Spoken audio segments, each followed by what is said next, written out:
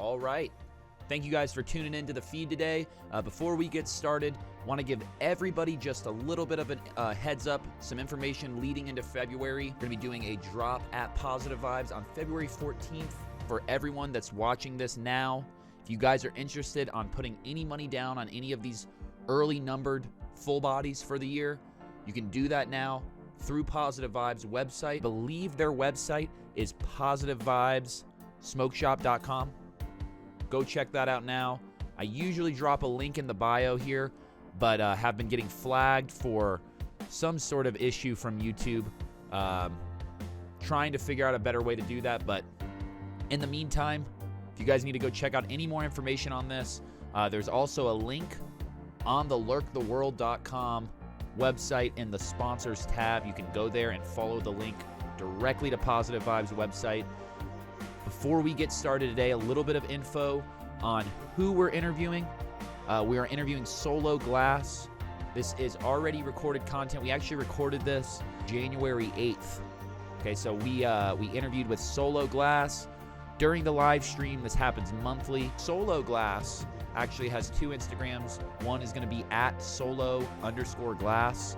The other is going to be at Soji_cup. Haven't already heard of him or you don't already know his work, this is a great opportunity to learn more about this artist. He works primarily in borosilicate glass, but great guy, great interview ahead.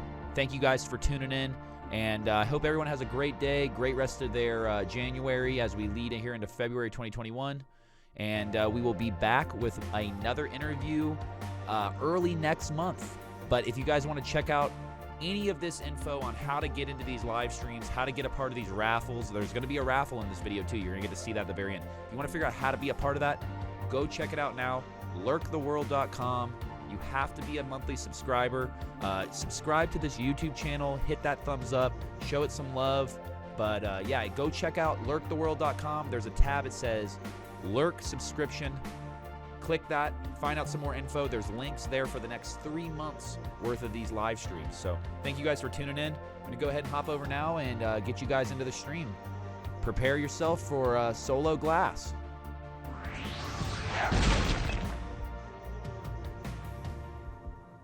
Brought him in. Here he is. Solo Glass, dude. What the F is up, bro?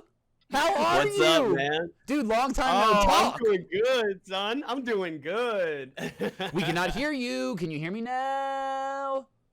Green Cave, bro, I know you can hear me, bro. Green Cave, I know you can hear me now, bro. There ain't no playing here. Is it good? Is it clear? Oh, it's clear. It should be clear as all day. I'm going to go ahead and take a look on my YouTube real quick. Hold on. Just to make sure. Oh, it's clear.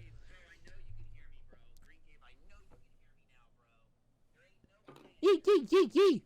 Yo, I hope everybody's having a great night. Just so you know, there is a slight delay, it seems like, between the YouTube live and our conversation, which is okay. I just want that to be known to you so you don't, like, you're not, like, watching on your side thrown off by it, because there is a lag there. Yeah, it's like a 10, 12-second lag. I don't know. Yeah, it's about that, which is way too long, right? Well, I mean, pushing the limits with the computers. Yo, I guess with mine probably. Yeah, okay. No, I'm saying even on my phone though. It's just like crappy on my phone. But yo, dude, I'm glad to have you on the show. Just so everybody knows what's going on here, Lerk's World the last year has been a subscription box program. You pay $150 a month, guarantees you a pendant, 4 other items. One of them's a raffle ticket, which we do giveaways. If you've been a subscriber for 3 months, tonight is your chance to win a full body. It's the last full body of 2020. Which is pretty sweet. If you have been subscribing just for this month, you have a chance to win some Pokemon cards. We're also giving away a Hetty Hawaii merch pack to a subscriber. So there's 3 prizes total tonight. We do this every month. So if you're chilling, if you're hanging out, mad love to you. Mad love to everybody who's hanging out on the YouTube. A lot of you guys that are hanging out here have already won something, which is awesome. Some of you have won like 2 or 3 times, which is even way cool, right? But tonight, something different, and this is like a new plan heading into 2021. So we're going to try to have artists on monthly. This is the first time we're doing this, but we're going to try to have artists on monthly where we do interviews and we just discuss who the hell you are from artist to artist. And it's like kind of homies we know. We know people that do this with like podcasting and stuff, but we don't really know anybody that just does like a direct video conference with a live scrolling chat. Nobody really does this right now, I think. I could be wrong. But we're going to try to do this in the COVID era to the best of our abilities by bringing people in digitally. Okay, so we're going to be doing these. This is like Discord is what we're rolling through, just so you know. And soon, if you guys haven't already checked it out, I don't know how to pull it up right now while we're like in this. I don't have I don't have it set up. I should have set it up probably. But I could have showed you right now that we have a Lerk's World Discord server, which will keep you linked into this live stream every month. We're trying to advance this every month, so it's getting better and better. But thank you guys for subscribing. If you've been subscribing all last year, thank you for subscribing. Last year was the first year we did it, and crazy year. Went into COVID, all sorts of rioting and protesting and people standing up for what they believe in, and just a crazy summer, right? But you guys stuck through it, and thank you guys for subscribing. Tonight we're giving away a full body. Shout out to the 3-month subscribers this month. And yo, we have Solo Glass on tonight, which if you guys don't know, this is the homie, blows glass in Florida. I've known this dude since I was like probably 19 or 20. So I've known this dude for almost like 10 years now. But Yeah. Stoked to have you on the show, bro. Yeah, man, I'm excited to finally be on here, man. It's cool to see the growth. It's only going to get bigger and better.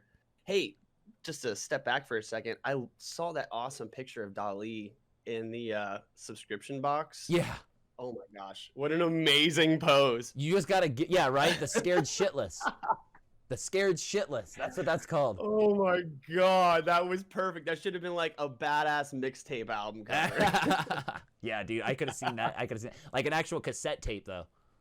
Yeah, I didn't mean to say album cover. I meant cassette Like tape slid into cover. the box of the cassette, like home printed at my crib. Yeah, you gotta lock that shit in there. It's like a clip, but in the fucking that cassette. Anyways, but Yo, enough so about the cassette. I want to get like nobody really knows who you are on here. I don't think like there might be a couple people. I saw people actually talking to you about the like you're doing your engagement. They saw that, so a couple people know you from Instagram. But like, give us the rundown, dude. Like, do you mind telling us as comfortably as you want your story? And that's kind of what we want to do here. We want to have artists on that are willing to talk about their story, but tell us as much as you're willing to tell us from beginning to now. And you can start wherever you want, bro. I would love for you to start like, who the hell are you and where do you come from? Man, I'm learning that every day, right? Aren't we all? But I come from a little town called Largo, Florida. It's a nice little spot. I was born right near the beach, so I was sort of a beach bum growing up on the water, surfing all the time. That was a big influence in my life. And yeah, I've always been sort of into the culture in what the glass has, not just the smoking aspect, but everything else that encapsulates in that culture, But yeah, I guess I was born there. Went to school, went to college for a little bit. I enjoyed it, and my journey starts off out at festivals. Essentially, my first time. You're saying your glass blower. journey, right? My glass journey, yeah. Okay. It's my first time I ever saw a glass blower was this guy named Cody, and I saw him blowing glass at some tattoo shop that I ended up getting some illegal tattoo when I was like 16, and I ended up meeting, oddly enough, like a year later, out in the middle of the woods, and I'm like, dude. It's gonna sound crazy, but I used to sit and watch you for like a couple of days, like a week, when you would blow glass right up the road. And essentially just traded him a ride for his trailer back to his house. And I'm like, dude, let's just do a trade, man. Keep your money. I just want to take a couple lessons. And then that's what cracked the egg, got it going. Sweet. And yeah, I got the fire. What did you do before glass, though? Were you into art? Like, did you do music? Were you a music guy? What were you? I did some music. There's a little guitar there. I used to mess around with music here and there, but I was really involved with water. I used to do a lot of free dive spearfishing. I used to love doing that and on the water. Previously, before all that, I was in martial arts for about 11 years, and that was a really, really big impact on my entire journey. Sweet. You're saying Yeah, since you were a man, I little did it kid, for like little kid into high school type thing. Yeah, and I kept with it, man. I really did, and that's one thing that my mom used to really imprint on me is like when you do something, like you gotta follow through and finish Yeah, it, no hell matter yeah, what. bro. Like, you're not a quitter, man. So that really stuck with me. Sometimes it's a bit of a curse, I guess. Well, the reason But, I asked what you did beforehand is a lot of the people on the show here that are like collectors and people that are subscribers, maybe even general public. There's 21 people in here right now, it says. But I know some of you all are just like us. Like we were fucking normal ass people blowing glass. Like we didn't really have any sort of like you're saying you didn't have much of an artistic background. You just had like a normal upbringing, and through I would have stumbling never into thought I'd be an artist. yeah, right, through stumbling into it, you just fell into it, and that's possible. Yeah. Well, I think at that age though, we don't really consider things of just being like, yeah, this is what I want to do. I want to be a wood carver. I think at that point when you're young, we don't have as much like discipline. So we're just like learning and we're just experimenting with all these different things and seeing what we like, and it's not until we find something that kind of sticks with us where we're like, okay, this is kind of cool. And then you take it a little bit more seriously. And that's when that discipline starts kind of making I feel its way that. in, and you're like, this is something I can take a little bit more seriously. Yeah, for sure. So how like, what would you say what was the point where you recognized in those couple lessons, like what clicked with you that you were like, yo, this is my shit? It's so hard to describe feelings sometimes. It really is. It's sort of like when I met Sarah, my fiance. It's like putting on a glove though. You're like, oh yeah, wow, this fits perfect. This is exactly. I didn't even think I could have a glove that fits this well. Like, and you don't even consider like I didn't even need a glove. Like that's the weird part. It was in front of me, and I just knew. I'm like, I mean, a fly to the light is kind of like a really understatement. It was imprinted on me. It was burned into my eyes, and I knew I needed it. But yeah, it was about that point, and he worked on a lot of production, which was another sort of way. Say what? Explain production.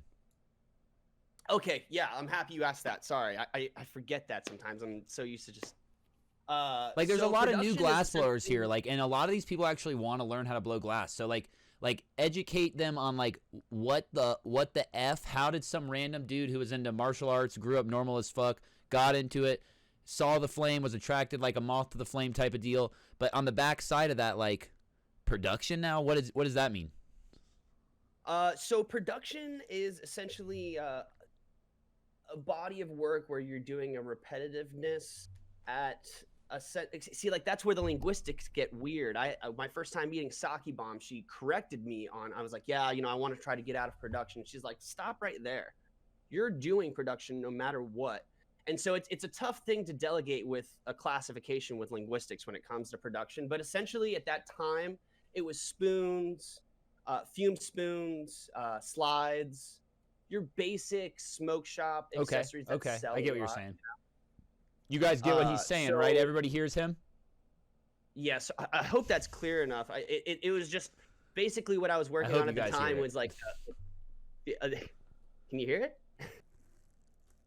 Mic check. We're just running mic checks, making sure everybody's paying attention. Production work. So you made spoons. Well, actually, I didn't make spoons for the first 4 or 5 months of glass blowing, which is always sort of a weird story to say, but it played along with martial arts where it really made me focus on mastering each step before I proceeded to the next one. And that was one thing he imprinted on me. That's why you liked production. Yeah, exactly. And that's exactly it, like production. And so for the longest time, I could only do mushroom marbles. And that's all I could do. You're saying the little tiny marble where you have stringer shoved up into it and it makes a mushroom. You guys can look this up on YouTube, how to make a mushroom marble. It's a very simple video, but man, you made tons of them. I never could make that shit. I stabbed myself so many times. With stringer. And the worst. Oh, I think your mic just muted, bro. Your mic muted. Oh, sorry. Yeah, I did mute it. Ayo. The worst part was I was pushing down into it instead of sideways, so I stabbed myself and burned myself a million times. I learned to just sort of accept failures, you know. But yeah, you know, moving on from there, I got my own torch. Funny enough, man, I wanted it so bad. You know, it's funny. I'm What did you just get? as enthusiastic as I was. What'd you get? That's from day one. I got a Red Max for my Sweet. first torch. It was brand new. And just growing up and having things used secondhand, like getting a brand new torch felt so good. Dude, I was so stoked about it that I literally, the first night, I slept with it in my bed. Hey, he said it. I know it The sounds boy goofy, said it. but I didn't want to let it go. I just wanted to look at it. And I didn't even have all the rest of the stuff. I didn't have flashback arresters or anything, like, you know, quick connects or anything. I didn't have anything. Oh, she was All naked. I knew, She was naked. I just had a fucking torch, man. I was Good so Lord. excited. And so, Hey, that's I was good to just hear, so- man. yeah, man, it was a cool journey at that point. And from there, I moved into my mom's garage. So wait. You worked with Homie though at first in his shop. Mhm, What was yeah, his in shop like? It was welding enough for 2 people or what? Oh man, it was a welder's shop, and so Sweet. at night he rented space. That's and super so, cool. Yeah, in the welding shop that he had for the. So you got to glass hang blowing out spot. around with metal workers from time to time as well. Yeah, and like a full blown machine Wow. shop, and I knew nothing about it at the time, but I just knew it was cool, and they really went hand in hand. Yo, looking back on dude, it now though, that's sweet, bro. Like think of the opportunity that was just to have that. Oh yeah, dude. You know, that's one thing that I really enjoy is like whenever someone like makes something, you know what I mean, and they're just like enthusiastic about it. And I know a lot of people don't know about Janet's Landing, but it's a venue that's really popular in St. Petersburg. And one really big downside to this venue is that there's a massive post there. Yeah. And then after years, they finally removed it. That company that he worked for removed it. And I mean, something like that, it just fascinates me. So when I see people having a professional setup and they do this for a living and that like they go in every single day and they're like routine and working hard and striving for the best, like I love that stuff. I don't care what it is, man. Okay, like, so from the start, you were attracted to the flame, but you saw routine, you saw like bettering yourself, mastering something. You saw all those things. Well, with the glass blowing, I mean that in more in the sense of like I just really appreciated everything that was going on around me with the welding shop, because it was so foreign to me that I didn't really know. But when I looked at the flame for glass blowing, I looked at it as it's like a completely different planet, you know what I Okay. mean? And like what the fuck's on this planet? What kind of animals live there? What kind of animals can I bring there? Can I bring Sweet. animals there? Like okay, the creativeness drew you to it. yeah. I think it's something that doesn't have any. It's like unbridled, you Okay, know. Like okay, there's okay. no rules, man. Like there's no one there to be like, nope, you can't do that. You don't put that dot there. You can't do that. You know, Love it's that. like, you can put a fucking dot wherever you want, dude. Love that. Right? It felt good, man. When you're at that kind of age, you want to just escape, and it was an escape. I you feel know? the same way. It was a good escape, you know. Like, it was actually it was around that time was when I first met you. Okay. When I was moving out of the welder shop into my mom's garage, and but yeah, and that's when we started hanging out a little bit. And, At Zen? No. Remember, I came over and I was doing a collab with your brother Oh God, dude. inside or something like that. I guess and, I remember that. Bro, we just ended up hanging out. It was in the little laundry room. Oh, I remember how- that laundry room. Remember that? I wish I remembered you. I was just so. Oh, dude, I'll never forget that one. It was. Was so it funny. raining? Was it raining that night? Yeah, it was actually. It was raining that night. I Yeah. remember. Yeah, you remember more than me, man. Oh shit. Okay, so that's cool. So what the hell? Where did your career start outside of working for someone else? Like what made you and how did you get the F up and get the F out? What did you do? I decided that you know, there is, we talk about this. There's sometimes there's just this aura in the air where you're just like Bad vibe. Stinky. no, it wasn't. It was just like it was just an P something in the vibes. air. where I was like, I gotta move on. I'm growing right now, and I need to move on. I want to make a pipe. Okay, I'm just gonna be honest. You I mean wasn't the allowed to feeling make a of pipe there. feeling of like, all right, my time here is done. I'm Yeah. time to graduate and go on to the next grade. I've made about 10,000 mushroom marbles. Like I P want to make a pipe. vibes. My first pipe I ever made. This is a funny story. I still have it. And what it was when the guy that got me started was passed out upstairs. I stole a point handle out of the trash. Okay. And I like melted it and like pushed a tiny. I still have it. It's about that big. Sweet. It's so funny. That was your it's such first an appropriate- piece. It was my first ever. Your first piece, dude. functional. And of course, it had a little miniature mushroom marble on the side. I mean, shit, I already did 1,000. Eddie. So Sweet. yeah, so from there, I decided I was like, all right, it's time to move on. I want to start making pipes, even if I don't really know too well. I know I need to get on, and so I did that. Where went to my at? mom's Your house? Oh, your mom's. Yeah, I went over to my mom and dad's place, and I set up a little shop in there, and I was Not in too there shabby for, of a spot. It was a cool little spot. It was Comfy. nice. It was in the garage. But I'm saying like dude, like to not have to deal with someone else's shit. My God, dude, the guy was sleeping in a welding studio that he rented part-time. No. He worked there.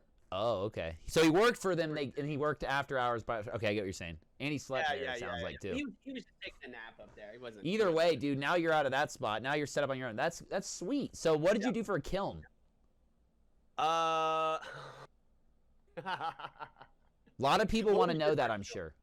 What was your first kiln? I had this little tiny Jinkin cube. You could still buy it. It's 9 inches by 9 inches, and it was digital. Cost like $600. Damn. All right. I got mine on, I think, was it Craigslist? And it was a jeweler's kiln. Okay. And it was a 4x4x4. Oh, whoa. Tiny little box. First kiln ever. And so I would like go and sneak things in there. It was okay. It was like a little analog.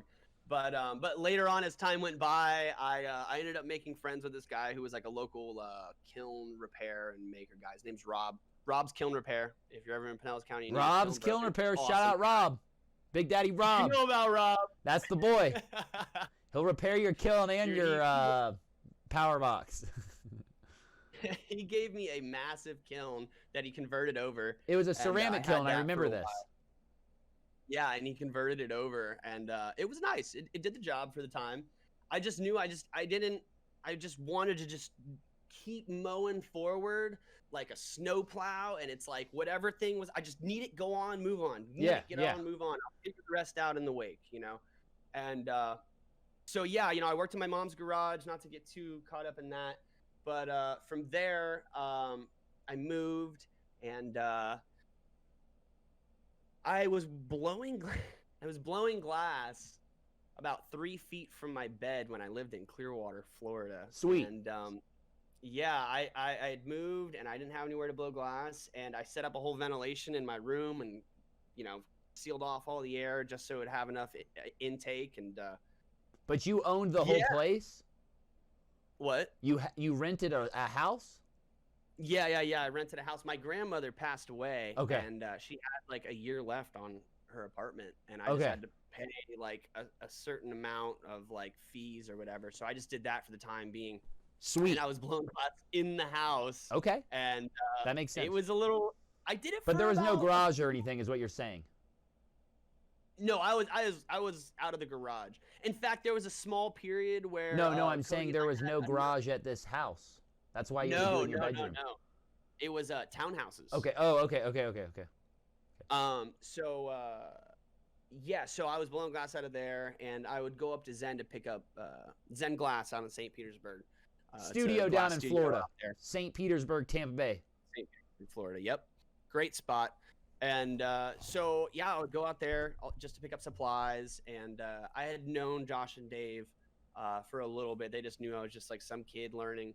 And I used to buy there all the time, and they saw it in my eye. The drive. They saw it, and they're like, that dude wants it. Cool. And they're like, and I told them my setup. I'm like, yeah, I'm blowing glass. but I'm really nervous. My neighbors next door had a baby, and I know their baby is the other wall over, and so like I don't want to blow glass in there anymore. If something happened, like I would never forgive myself. Good call. So Probably like, best call. They're like, dude, say what? Probably the best call. Yeah. It definitely. I just, things are bigger than you sometimes. You know what I mean? And it's like, yeah, you just got to be respectful. So they looked at me and they're like, dude, I'll tell you what, you just come in and you do some work for us. You make wine glasses and spin out wine feet, and you make these candy dishes, and you can pay for your rent here. Okay. I'm like, I might take you up on that. And I was, we both know. I was just like, sure thing. So I was up there in the next well, I mean, day dude, or so. any opportunity, right? Like, tell these homies. There's 22 homies in here. I don't know how many of you guys are on the way to blowing glass right now. Any opportunity like that on the come up, take it, right? Oh, without a doubt. And the other important thing is you have to put yourself in a position for like for the best possible percentage chance of success. Sure. In any sense of the way. Even if it's just like going out and meeting the guy, shaking his hand and saying, "Hey, I'm Kyle. Nice to meet you." Like, you're putting yourself in that position versus if you had not done that, you'd be missing out on like an entire awesome opportunity that can invest. This brings me to a really good point. It's just like StarCraft. We've been playing this video game. It's an old video game. Don't tell them our secrets. It's kind of like Command and Conquer, and in that you have to build certain buildings so that you can enable other buildings. Yeah. So that you can build other things. So that's how your glass career has been built. Well, I mean this in the sense that through life you have these options that you can take or not take. But if you don't build that building, the option to have the advanced building will never present itself. Okay. So you have to make these choices that will open up other opportunities for you to grow and flourish. And that's what I mean by like putting yourself in the best possible position for success. It's so important. So if anybody is listening to this right now and is like nervous about, I don't know, like I want to take the leap into glass blowing, but I just don't know if I can quit my full-time job or my part-time job. Do it, dude. Just jump in head first and you'll figure it out. Just put yourself in that position. It's got to be hard right now with COVID. I got to admit, it's Man, I tell people all the time, fuck your job, bro. Well, the difference is that the reach of social media and everything that's happened as a result of it has sort of given that extra advancement for people, and it's up to them to take advantage of that. But going off on a tangent there, so from that position there, I was doing work for them, and it put me in a really good spot. And a little later on, at that point, it was just Josh, myself, and Christian, the guy that does the soft glass stuff. And he was another person that Christian had known me for a really long time. And all those guys were really welcoming. We had some great conversations, and then it just grew, and then along a month later, you moved up into there, and then like Cody and all these other people came along, and it was a really good time. We learned a lot, and from there, that long journey of me learning, just having fun, putting myself in a position to learn. Yeah, you like worked in a setting where you were deliberately putting yourself around people to intentionally learn. Like, they weren't necessarily full of the knowledge, but you knew that by working with those people, because they were wanting to learn too, you would learn some shit. Everyone has something to put to the table. Yeah. I feel and that. If they don't have something to put to the table, you recognize it. And you're like, whatever, bro. Man, yeah, like it's about bringing mutual value. You know what I mean? Like, you don't need a good time girl. You want someone who's there for the hustle and the bustle. I feel you. Oh man, but yeah, man. I learned a lot from those guys, and I mean that in the sense that there were certain things that I didn't recognize I took up as lessons from everyone that was there, and I took a little part away from it all. And what's the biggest thing you learned though, being in a group studio? Would you say, like, what was the biggest lesson? And you can think about this for a second here. Take a breather on it as I continue to ask. What was the biggest lesson you learned in a group studio setting? Like what can you pull away to tell people? Because it's so weird, dude. We're in the COVID era. I wonder if group studios are even hype right now. Like, is Level 42 have a group studio running?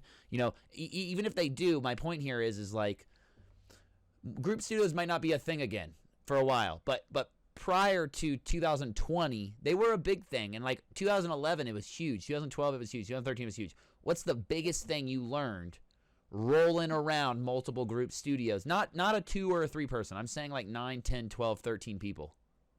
Because at one point, I think we had like 20 people in a studio together. Yeah, it got pretty at least poppin', 20. Dude. It got pretty popping. One thing I've learned is always bring everyone else up with you the best that you can. Okay. Do the best that you can to make everyone else around you come up, and the people that want to come up will follow suit. You know what I mean? Feel that. And then that will create more of a group mentality. And sometimes it's not everyone, but sometimes everyone has their own path. But the best thing I can tell you is try to make sure everyone gets a little bit of recognition. Is the way that is one of the things that I've learned. On a positive note. I know. I'm saying, homie's saying right now he wishes he could see a group session like that, bro. That's what I'm saying though. Is we like when you have 20 people in a studio, there's so much mixed personalities and attitudes. What you're saying is so true and so clear. Is that you almost have to like be careful of who you even say hey to. You have to like read their vibe prior to saying hello in such a large setting. Dude, this goes into one of my favorite Kevin Hart quotes. This one stuck with me too, as he says, like, I have a force field around me, and that force field blocks out any of the negativity or anything that wants to bring me down or hurt me. And what empowers that force field is wholehearted love. Okay. So it's like, if you're not contributing to strengthening my force field or our force field, then like I don't have time. I feel that. That's a good way to look at it. I feel that. So you almost feel that way in the group setting, is what you're saying. Like you have to read people like that.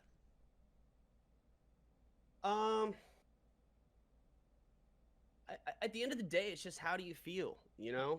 I feel that. When you talk to somebody, does it make you feel good? And I'm saying those group settings, you get such a wide variety of people, and then you get them in their own scenarios from day to day. It's hard to judge it. So it's like you got to take each person individually as like a. You gotta like keep a sensor on until everybody's in the room. I did that. The lines get blurred a little bit because it's like you think that it's like, okay, well, this guy's a glass blower. We're like, but you kind of forget, like, they're an individual person. Yeah. No, I completely agree with you. But man, like, it gives you a very unique perspective on human psychology. Sure. You know what I mean? You have to appreciate what everyone brings to the table. Yeah, I don't think I would have appreciated that as much had I not spent time in the group studio settings. Yeah, I agree. Like, do you not remember work before the group studios, how it felt? Yeah. Dude, what? Yeah, were you talking about before Zen, or just before you spent time in a studio? You and I, we were like popping around here and there. I would go over and visit you here and there. It's just crazy to me to think about, but like, when you work by yourself, you never really have an appreciation for like, am I doing this right? And then you work in a group studio, and enough people are like, yo, you're doing that way wrong, or you're doing that way right, to the point that you start to like know what to look for. And that almost becomes like more powerful than knowing right or wrong. Like knowing what to look for is now the new thing. So it's like, it's interesting, but what I'm saying is prior to even being in a group studio, I never knew what to look for. And I think group studio is big time for me. Like you're saying, what to look for in people, like how to read people and shit, and how to deal with them on a mental level day to day, and what they're got going on in their lives. But I'm saying strategically on your own level of advancing, being in a group studio changed the game for that. Like you're able to, now can make plans and formulate plans. You understand the mathematics of it, the rhythm. Okay, so in doing that, it was doing what I was saying before, is putting myself in that position for the highest percentage chance for me to succeed. And if it was easy or it felt good to do it, there's no question anybody and their brother would do it, but it's sort of like, it's It has its ups and scary. downs. You know what I mean? You're like, these guys are serious. I don't even know, because I mean, at that time, like people, like if you would kind of like you didn't even know them, you would kind of look at what they're making. They would be Oh, like, they would freak. Yeah, They would freak out. but it's a unique thing, because at that time there was a lot of enthusiasm. There was a Tons. lot of, I want to know how you do that. Yeah. I I think that's what cool. drove those That group was- studios, don't you? Yeah, I Like, agree. I think Yeah. people would I live think in their cars to learn how to blow glass at that time. Yeah, dude, I lived 45 minutes from Zen. I know you live way far away, and you drove out there to be a part of that, which is crazy. Dude, I feel so bad for Josh and Dave sometimes, because they had my ass. I was sleeping on a cot, and they would come in there and be like, "Dude, Kyle, go home." But But I was thinking like Peter Pan stage. You know what I mean? That's what I'll talk about that later. But I was in this sense of just having fun, just as a kid, and just exploring. And it's like going into this like diamond cave, and it's like, oh my god, I keep finding this crazy stuff. Like, I can only imagine what's around the next corner. And it's like you don't want to go home. Yeah, no, I feel My that. I feel that. flashlight In the early days, I you know, felt I- that. I feel that still to this day. It's hard when it's at your house, because sometimes you don't get any sleep at all, right? Like, you're laying there in bed trying to sleep at night thinking about it. Yeah, and dude, that's when working out comes into play. You know what I mean? Doing some sort of like physical activity, Sure, whether it's I feel like that. That's where I picked up going airsoft. for a I feel that round, about airsoft. Exactly, I was telling you about airsoft, paintball, you know bro. what I That's mean? where I feel like you would be with paintball, if anything, out there. I can't wait, dude. It could be I your can't physical wait. I'm gonna be activity, I'm getting- saying, right? Oh, it's great. It's great mental activity. It's great physical activity. What I mean? love But I that- love like, the idea of like a cardio crossed with a strategical like IQ mental thing. Yeah. I don't know why I like Yeah. that so much, but there's something like addicting about that. About like having your brain Yeah. be on like not fight or flight mode, but like what do I need to do very quickly to make this happen? And then at the same time you're also exerting physical activity. I love that. Yeah, totally. I don't get that at the gym. Uh, I think that's why I one like second, just to basketball. step back. I used to play basketball. I think that's why I like but basketball. One second. I wanted to just step back real quick when it comes to Zen, and I wanted to give a shout out to Josh and Dave. Who is this?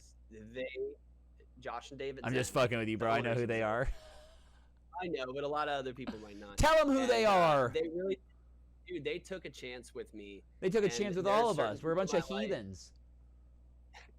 There's certain people in my life that they took a chance, and they did take a chance with me, and but it goes along with what I was saying before. If you put yourself in that kind of position and you have enough enthusiasm and you're just die hard and you just like all or nothing, That's people proving it. recognize that.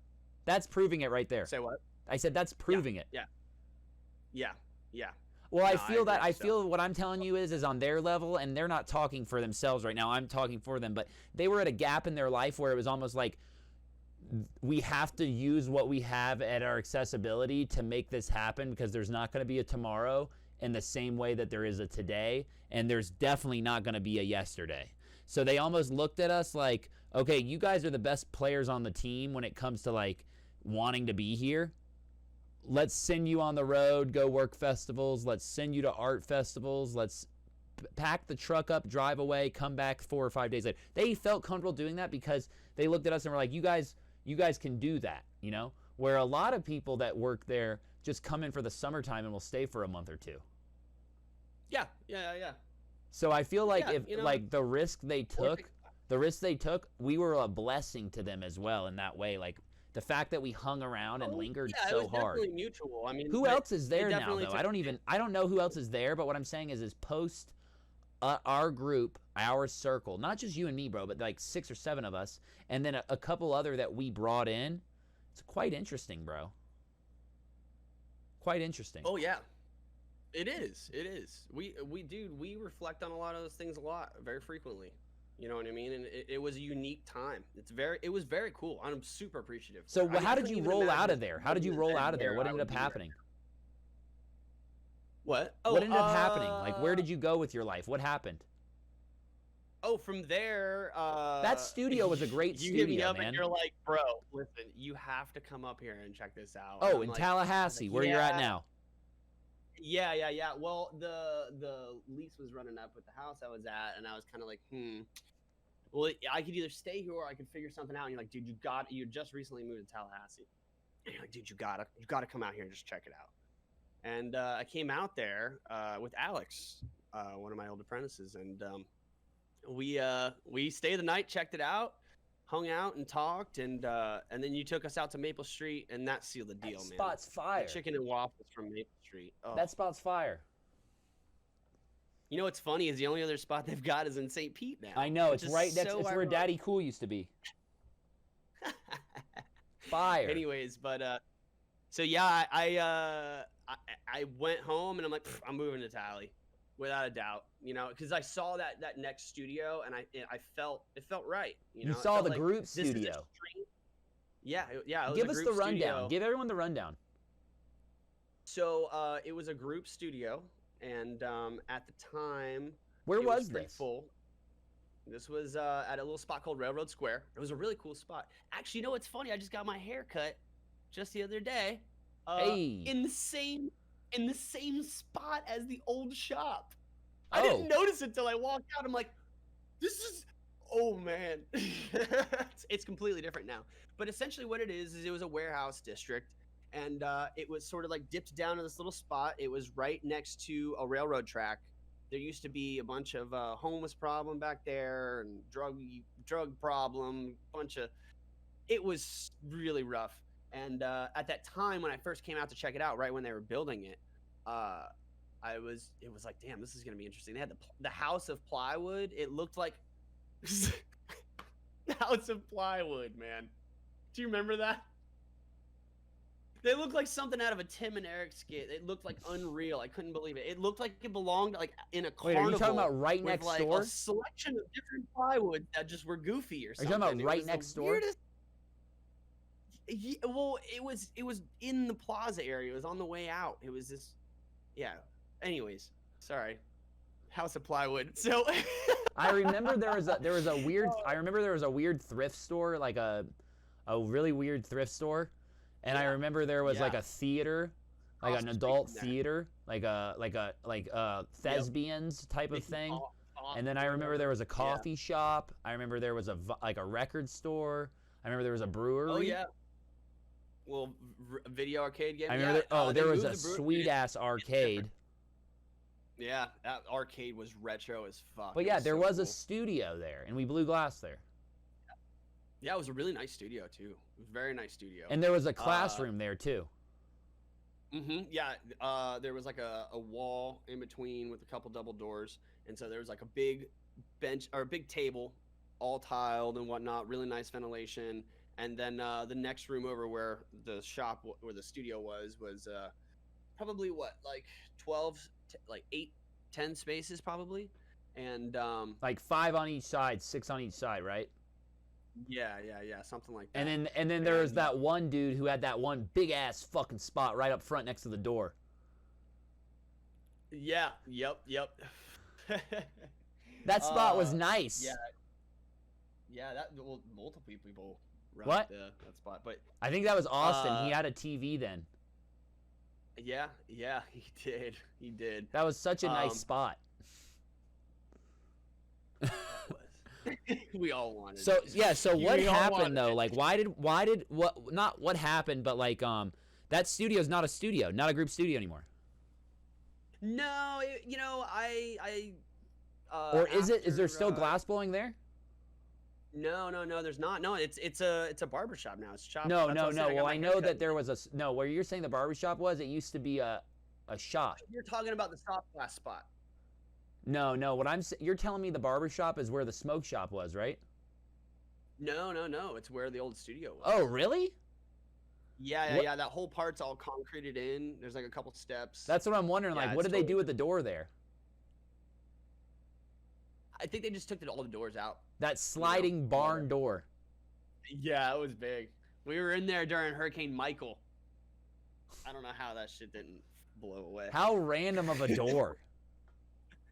Random. So anyways, Uh, I was there for a little bit, and then they shut that down. And then Gabe was like, "Dude, just come blow glass in the smoke shop." And I was like, Okay, so the it was like, owner Gabe of the studio, mhm, he also has a smoke yeah, shop, TV, Tobacco Leaf, yeah, in Tobacco Leaf, Tallahassee. They're yep. like the premier gallery. They do classes. We've taken a lot of classes there. Shows, Yeah, they do yeah, shows, yeah, we classes, did. drops. It's a glass gallery if you guys haven't heard of it. But Mhm. the owner has he had a studio, he had a secondary shop, he has a main store with a studio in it, and that's what you're saying right now is that you worked at the main store in the studio, but just for yourself. Yeah, You just melted there.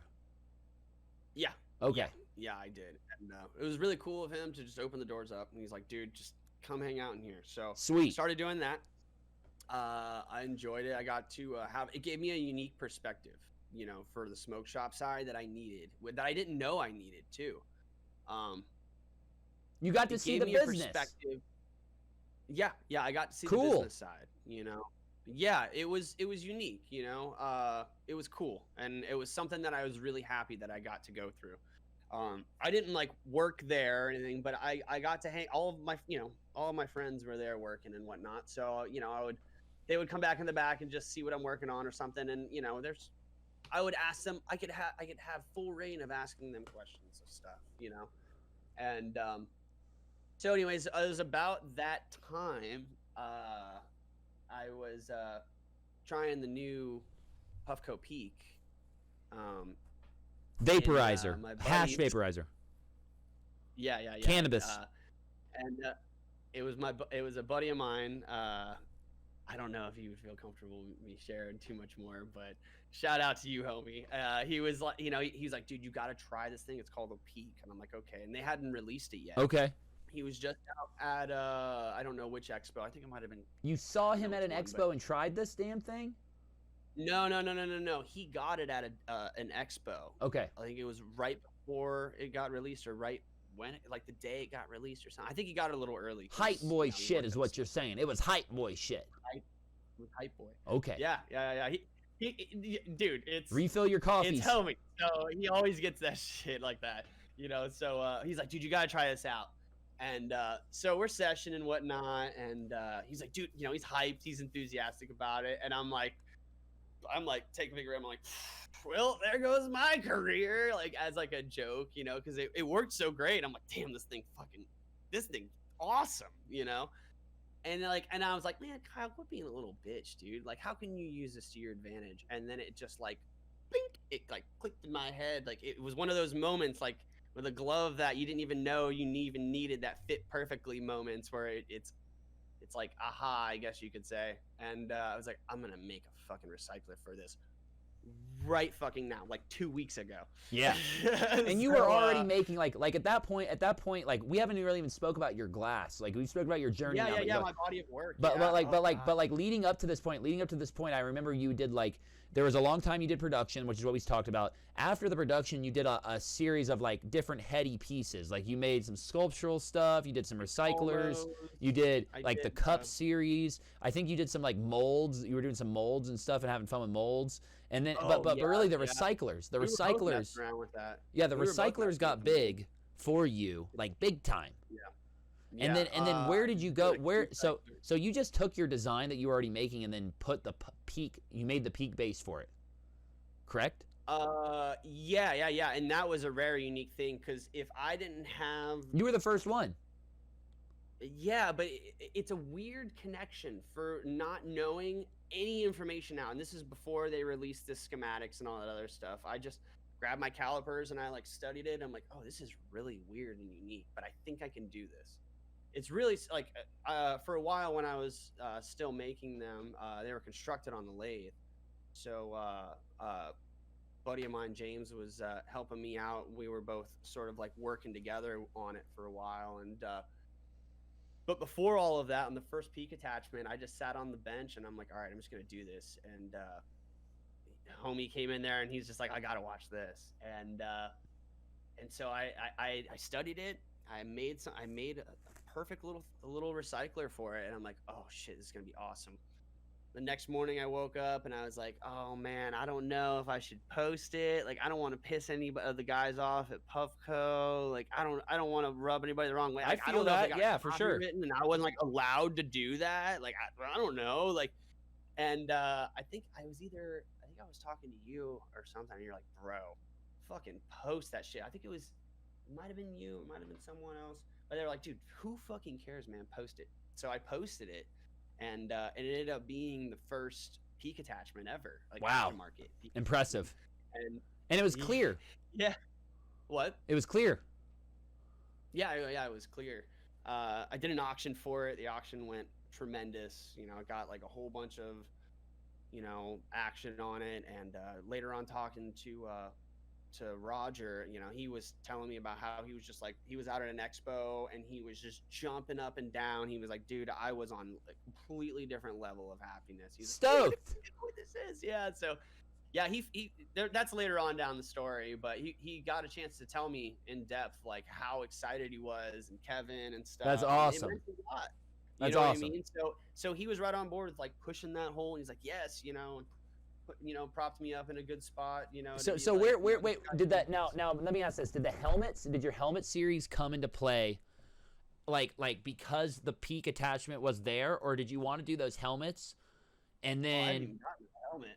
But what I'm saying is was the helmet the second peak, was that like the next peak attachment? Do you have one of the helmets? Can you show off the helmet? Yeah. I'll go grab it. Okay, cool. Grab. And do you have a peak base that you can show off? Do you have the winning peak base from like that they gave you as a prize? I do. I have to find it real quick. Yo, this guy's got cool shit, man. He was like the first dude to make the peak base. They gave him a prize. He's also got like a sweet helmet that plugs into the peak base. Go grab this shit, bro. Hold on. I wanted to explain though. They did give me a 1 of 1 red peak that is an innovator reward. Yeah, we want to see it. Yeah, I'm gonna grab it in just a second. But you need it to explain it. You need it in your hand. Yeah, all right. I think you should grab it. All of that shit. So all right, the homie's gonna grab some glass and he's gonna show us some glass. He's on his way. Are you guys excited? Is this good? Is anybody enjoying themselves? Is anybody hating this? 24 people been chilling. I appreciate you guys chilling and hanging out. This is a good time. First time we did this. I hope everybody's loving it. Very first time. We're going to do it again next month. We got a different guy next month. Different lady the month after that. Maybe another lady after that. Then another dude. Then another one. And maybe another one. So, thank you guys for chilling. Homie's going to bring us some cool stuff. Wait till you can see this shit, dude. Wait till you see this dude's helmet. You can wear this thing, I swear. I am not bullshitting you. You literally can wear this thing, dude.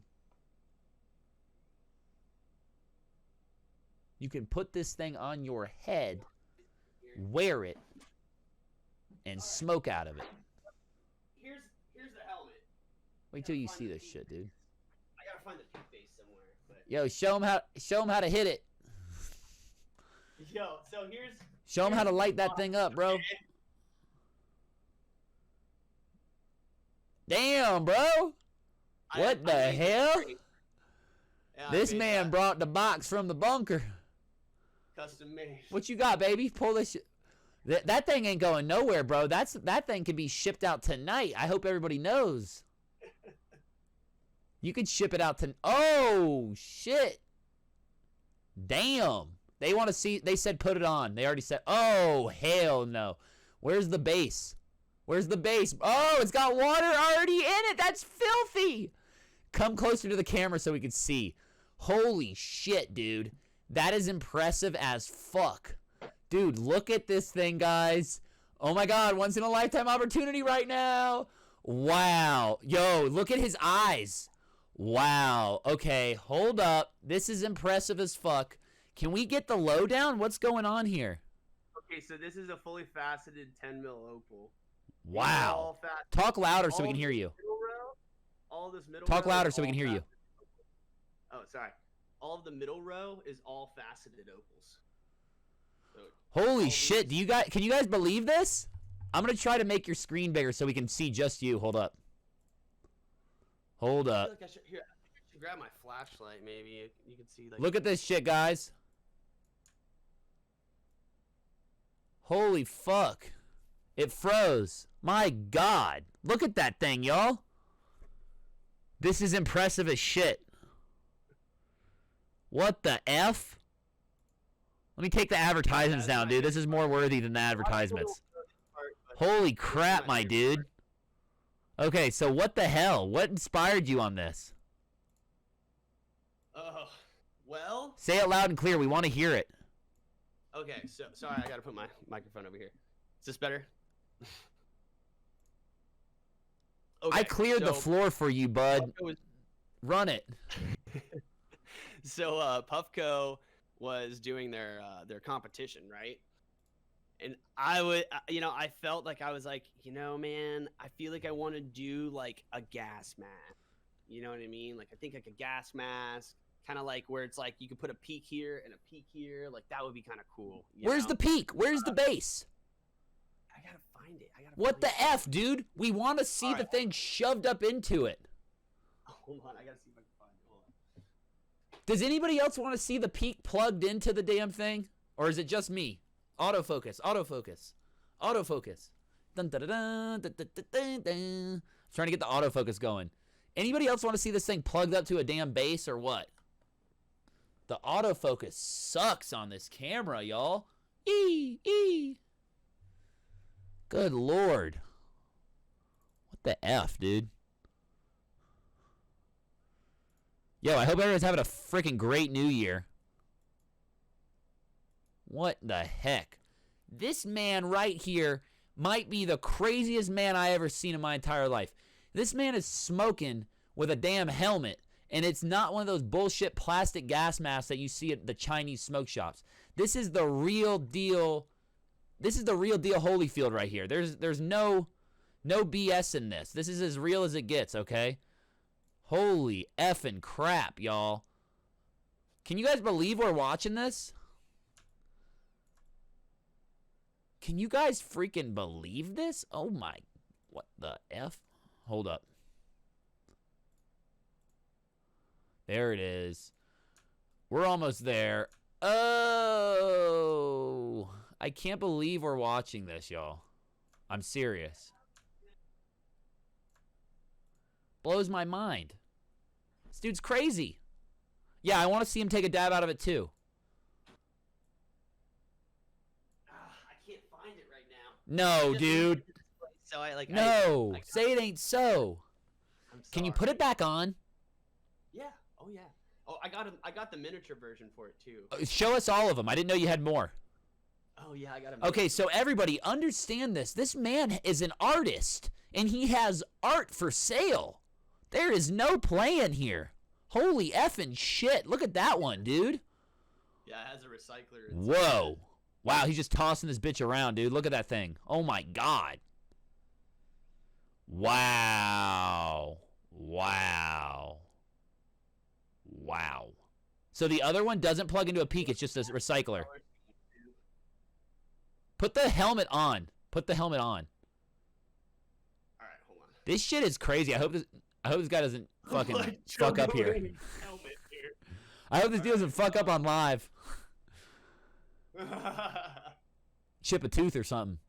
Damn, look at that thing, bro. Okay, so what are you puffing on right now? What's in there that you're hitting?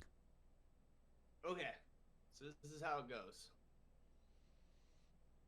See the mouthpiece right here? Hold on, I gotta turn your audio up so we can hear you. Sorry, here, let me bring the microphone a little closer. Go for it. There is a mouthpiece right here, right? So that connects down here to this tube. This whole thing is a tube, right? It's tubing. And so it goes from the sides, since that whole bottom part is tubing. Since this whole bottom part is all tubing, okay, so mouthpiece goes down to here, comes up to here, to the top, from the sides, goes over to here, right? goes through the eyes. What you have Seed of Life images sandblasted on it. Jesus H. Holy hell, my dude. And it's magnified too. Wow. Them Which boys is be funny, losers. you know What does it why, look like though? when you're looking through there with that magnification? Dude, I was gonna say, you know what's funny though is remember my old microlights, which is a design I made for a while, my first like real heady design. You would look down the mouthpiece and it would magnify. Sure, I remember that. But yeah, so anyways, so it goes from here to the eye. Yeah, it milks in the eyes first. Is that right? From up here to the eyes to here. Oh, it's milking in them eyes. So the smoke, essentially, to follow the smoke, starts from here, goes from here, perks up to here, comes up to the eyes, goes around to the edges, to the sides of the frame, comes down into here, and then goes into the mouthpiece right here. Holy shit, my dude.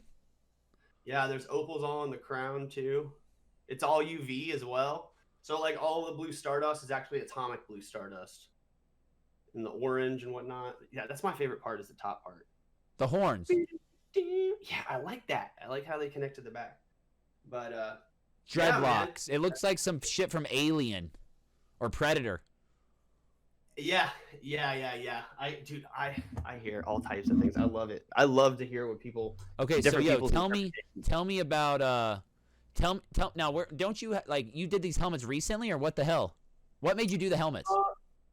Okay, so I decided to just do the helmet because I just wanted to go really big. You wanted to make a big piece. I really wanted to just test myself. Homie wants to see you hit it, bro. People want to see you hit it. I don't know if you read in the comments or not, but where the fuck is your base at, bro? Jeez. I don't know. The Pete guy doesn't have a base. Roger, hook him up. All Jolly right, well, Roger. I'm not gonna lie to you. I think it might be the atomizer. It might be down. Hopefully, I don't know. Electronic failure? Wait. Yeah, maybe. I don't know. I haven't taken the time. I just leave it. All as right, a trophy folks. Well, for them. if you want to see him hit it, you might just want to buy it. There's actually I did a video later on where I flipped the helmet. Whoa. With the peak base on it, yeah. So I flipped it with the peak base on it, caught it, and then ripped it. So you can see that video on my Instagram where I spoke out of it. What's your Instagram? Plug it. Solo glass. Hold on, I'm gonna write it in the comments here. What's it? Solo glass. Yep. Is it just SOL? SOLO. Yep. All one word. No underscore. Struck early in there. Yep. No just all one word. All right, y'all. I dropped his Instagram in there. Go add him. Show him some love, and go look at the video. Okay, so the mask. What the fuck made you do the mask? Well, I wanted to make it into a mask, but I decided to go all the way and make it a helmet. So, dude, honestly, I wouldn't have been able to do it in the timely manner that I did. Yeah, okay, so let me back up further. So I did the helmet to compete in their first competition. No, I wanted it to be in their first show that they had in Puffco. Yeah, Puffco had a show going on in downtown LA, right?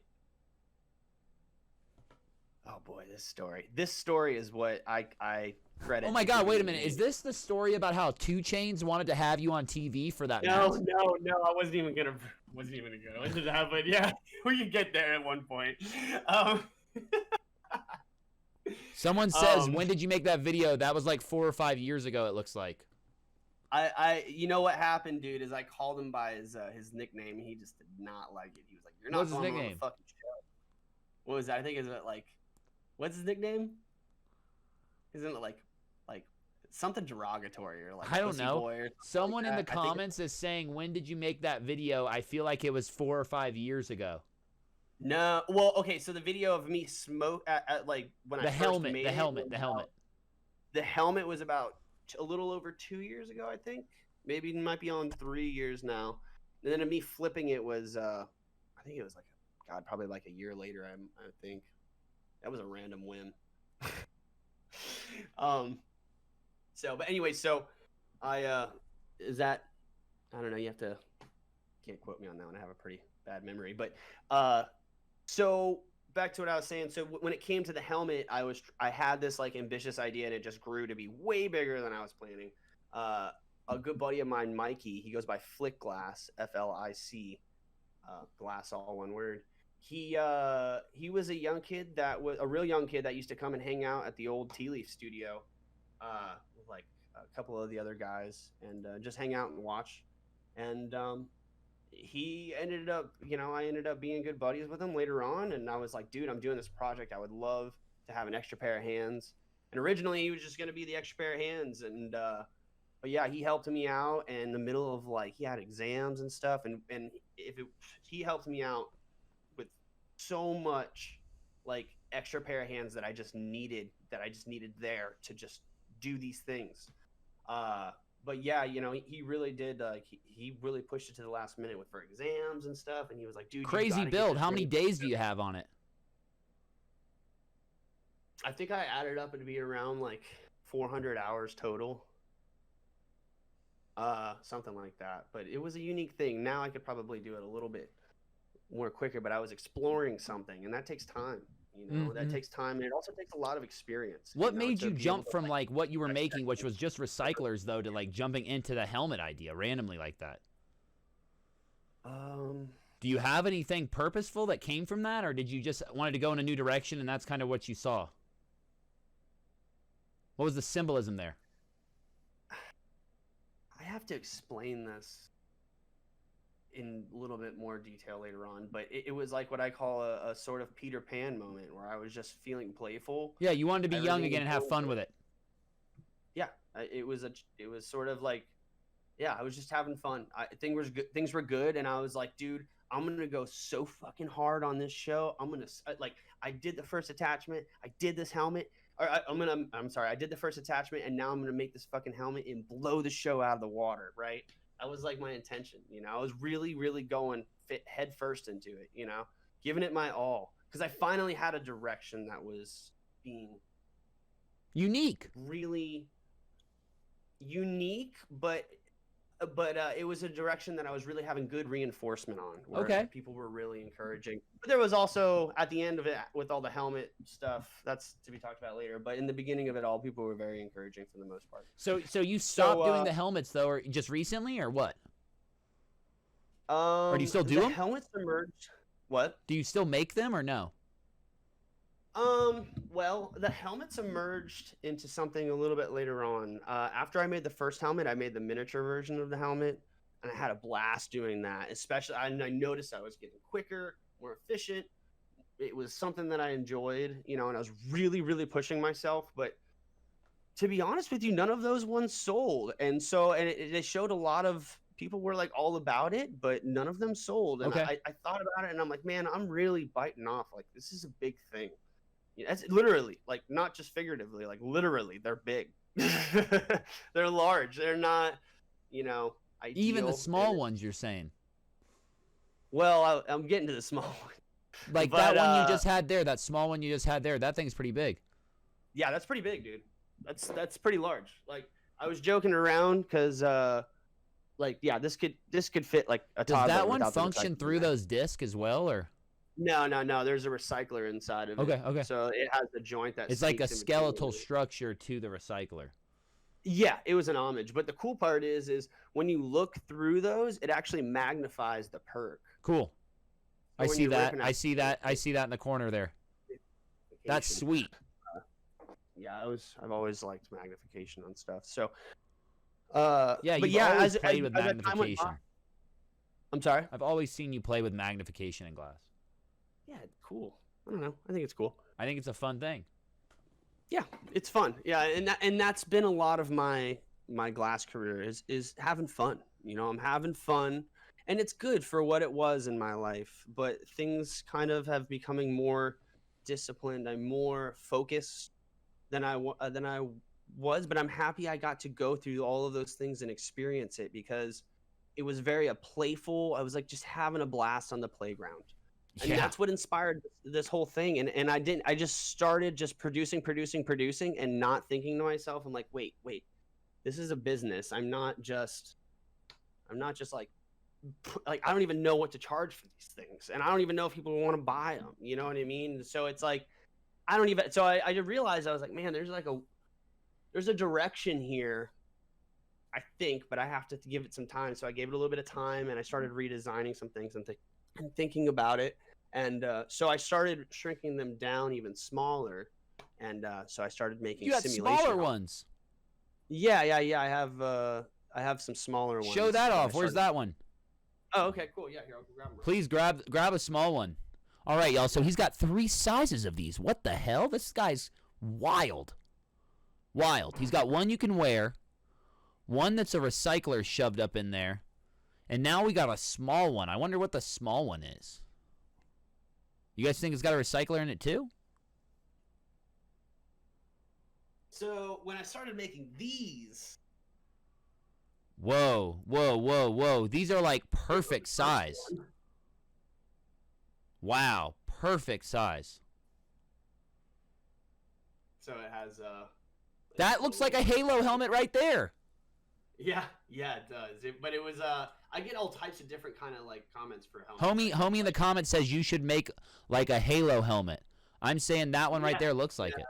Master Chief, bro. This was basing it off of my. I don't know. I started making the glasses, and I was just having fun, man. It was another moment where I was just having fun, and so I started dialing in the discipline into being like, okay, if I'm gonna do this, I need to write down and draw out every section of these that I do, so that I can like stick and commit to doing this correctly. You know what I mean? I need to really reverse engineer myself, you know. But this was sort of like a freestyle on the first one, and then that's meta. No, this is I believe it looks like Meta and Sienna Brown. This is Zen, I believe. I think it's Zen. Zen from Glass Alchemy. Yeah, and experimental green lip wraps. What's the brown? The brown is Sienna Brown, I think. Or no, that might be a Brose. Is it Brose? Beautiful colors on that thing. I can't remember that. I love the colors. I think it's Raindrop is the outside, though. For here and here, that's all Raindrop. Great colors on there. I'll show you my favorite one, then. This is my favorite. And this one deserves, like... Oh, wow. This one looks smaller. My goodness, dude. Look at all the work on that thing. It's around... Wow, I love the orange, dude. And you're hitting it out of his antenna? Yeah. That thing's sweet. So what's the functioning piece in there? So so this is what I call just a little. No, I mean, is it just a ball? Is it a bubble? So it's actually a recessed. Oh, it's kind of like a big, wide. And it's what is puck or something, dude. Right? Real. 2-hole. Bro, that's insane. Yeah, I mean, and it's all UV reactive, which is pretty cool. Bro, look at the people in the comments lighting it up. Y'all love this shit or what, dude? Dude, they think you have like smoked some shit and gone there and back again, bro. Look at that thing. What do you guys think about this? Cold work there. Look at the straw. Not the straw. I'm sorry. The antenna has a cold work diagonal piece. I love that. Yeah.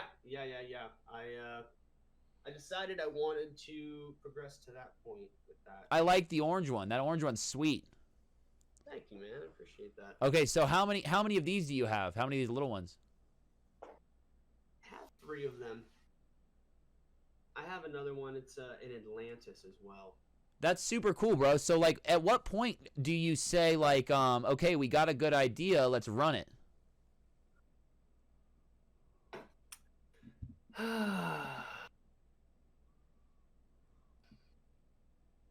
That's a good question.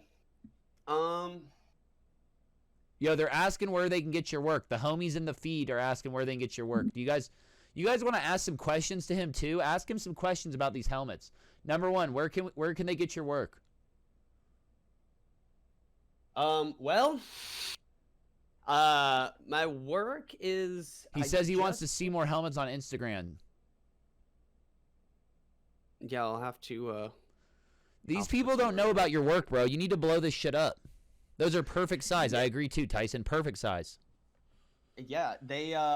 Okay, so they're called simulation helmets. His page is dope as fuck, but shop-wise, I feel it. They're sleeping on it. That's why. It's for you. It's for collectors, real collectors. I'm really limiting the amount of work I release solo glass. They like your Contento Jars. Oh, the Contentos, yeah. Yeah, those are so that's Italian for content. Show them off. You got one? Yeah, I'll go grab one real quick actually. And you got to explain what faceting is if you show off a faceted one. This guy is all over the map. I don't know at what age or at what point in your life you feel like you're ready to settle down, but this guy is in no way, shape, or form quitting anytime soon. This dude loves what he does. He's inspirational as fuck. Look at this dude, man. This guy is stoked on life. Talking about you, fool. Oh, shit. So this is clear, actually. Explain to people what they are called, and what's on the outside. Okay, so these are called Contento Jars. And they have 2 loops on the top. They're meant to be worn like so. And this one's fully faceted, and when faceting means like it's cold working and it's like ground later on, sort of like how gemstones are cut. I'm sure a lot of you guys know what faceting is, but just to be clear, so this is fully faceted. Some opals on the bottom. And you do this by hand. Well, I mean, I have a faceting arm, but yeah. But I mean, someone doesn't. There's not a machine that does this. No. That's impressive. Thanks, man. A lot of people don't know what that work is or what that like what goes into that. Yeah. It's a lot of work. It's a lot of work, man. And yeah, this one's probably my favorite right here. Is the rainbow dichro over. Oh, I love that. Okay, so let me explain something unique in this, and I want to take a second. Wait, show that closer. Pull that thing up closer again while you're talking. I want to take a second to step back. Hold it from the top and the bottom so we can see it. Your fingers are in the way. Yeah, sorry. A little. This dude. Fingers. Come closer. Yeah. Closer. We want to see it. There you go. Looks great. There's a band in there? Is that what's holding it in place? That's awesome. Yeah, I'm about to explain that whole thing. Run it down. Okay, so in situations like these, you run into problems and you're kind of go through your possible solutions. That's a lot of what glass blowing is, and a lot of people don't realize that. I think it's like, okay, you find a rig and you do it, but sometimes when you're exploring something, it's a lot of it's problem solving, and that's really difficult to do. It takes a lot of practice, and that goes into what we talk about with like video games and what you do with like airsoft and stuff like that. It's keeping you sharp. You know what I mean? Being able to that's how I feel about mountain biking too. Choice. Random shit like that. Yeah. So in this situation, I ran into it and I was like, how can I make it so that way it stays on here? But I want to make it so it's like I'm limited on what I can do. I don't want to just do like a loop on the back or just like one. None of it made any sense on how I could have a cap on this jar. There's a lot of possible opportunities, but so I came to this solution. Wow, it's nice and fitted, my dude. Yeah, it's really in there. So, and trust me, it takes a lot of work to get to that point. The people are talking. They love it. So essentially what it is I take this part right here. You can kind of see here. You know what? I'll just take the band off. Is there a little groove? A little groove. Yeah, it's a little valley right there. And what that does is it holds this O-ring into place. Boop. So that way when you go to put this on, what I usually tell people is to just like hit it with a little dab of chapstick. Little floofy or some shit. Little something around the rim. You know? But now this is the unique thing, right? This is such the cool part about this whole thing, right? Okay, this is the cool part about it is when people started hitting me up being like, "Oh, what's that for?" Oh man, that's one thing that's a very unique perspective for myself. Is people would hit me up and be like, "Oh, is that for?" I got everything, drugs, uh, with all different types of drugs. Who knows? People brought up some ideas where they were just like so ridiculous. I'm like, that That's doesn't what even people in make the comments are saying right now. but But that's not the idea. no. Well, okay, so I'm getting to that point. And then other people hit me up with complete opposite end of the spectrum was like, is it for ashes? And I'm like, oh Ashes. man, if only you knew. Like this guy just hit me up in my Like a DM dead just like a person. couple minutes ago asking for like some party favors. And but and then other people like wanted to put their loved ones in there, and it Like wasn't cremations. till I'm sorry. Like cremated ashes. Cremated ashes, yeah. And so it wasn't till I made the first one and it was out of slime. And I went down to Wikiwachi, and Wikiwachi is this spring that's beautiful. It's a little south of here. And it was an old meetup with a bunch of old friends from Zen. Well, not a bunch, but like 2 or 3. Cody and another friend of ours. A couple Who? other friends of ours. I'm just kidding. And but yeah, I was floating down this river and I was having a blast. Everybody, we're jumping out of trees, having a we're having just a really good time. You can tell everybody needed it. And yeah, and at that moment I took it off and I put some water from the river in that jar, and I'm like, we'll just put that in there because fuck it, why not, right? This is a happy moment. I want to remember this. Okay. That was the moment. Okay, so it's a jar and that's what contento means. It's a jar to capture a moment of contentment. Content, yeah, not contentment, but contentment, yeah, contentment. Feeling content. Yeah. Is that a word? Contentment? No, it makes sense. I know contentment is not the word, obviously, but what I'm saying is contentment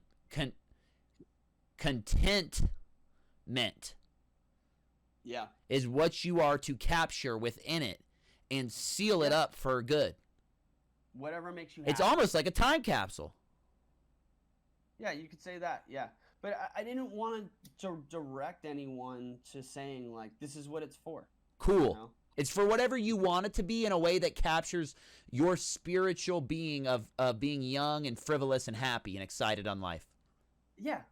It's like or a memory of someone. It could be whatever. Yeah, it can be whatever, man. Keepsake of the moment. That is fire, Tyson. People are lighting it up, bro. You should take my money. Totally Jeremy says, "Take my money." You're a fool. I filled it with someone says I filled it with snow at 13,000 feet in August in Colorado and brought it back to Mass for her. Someone owns one named Spooky. Does he own one of yours? What Spooky's color? the homie. Which color?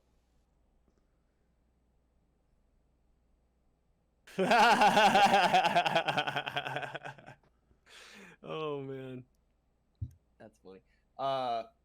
But yeah, man. Yeah, it was that moment I was like, okay, this is cool. And then it was later on. My fiance took me out to a Dead & Company show. She surprised me for our anniversary, and she was like, she's like, yeah, I got us tickets to Dead & Co. I'm like, awesome. I was the happiest I'd been in a while, and like an old uncle I hadn't seen in a long time was there. Oh, you mean Bob Weir? So yeah. Shh, we're not telling anybody about that. I just had to drop a Grateful Dead joke. He's everyone's uncle, bro. I could have said Uncle Phil. Uncle Phil. And I miss my Uncle Phil, y'all. But yeah, while I was out there, I emptied it out. I figured it was weird. I went on like autopilot. I was like, I'm just going to empty this. And then it just hit me and I was like, I'm filling this with air from here now. So I like took it, filled it with water. Okay.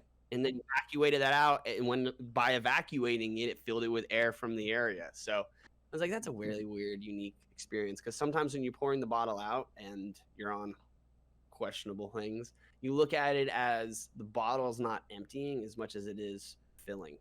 with something that's meant to be there. To get real philosophical for you. Well, that's cool though. So like all of your work almost encompasses like living in the moment, but as well as constantly connecting with who you are on a personal level and being as real as you can. Would you say? I would 110% agree. That's super cool. That's super cool to develop a body of work around that.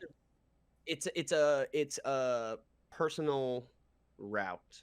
It's a you're like expressing like, hey, it's cool to have your own personal journey, and that's what you're pushing is like have your own personal journey. You should have that. Exactly. Yeah, because that's important.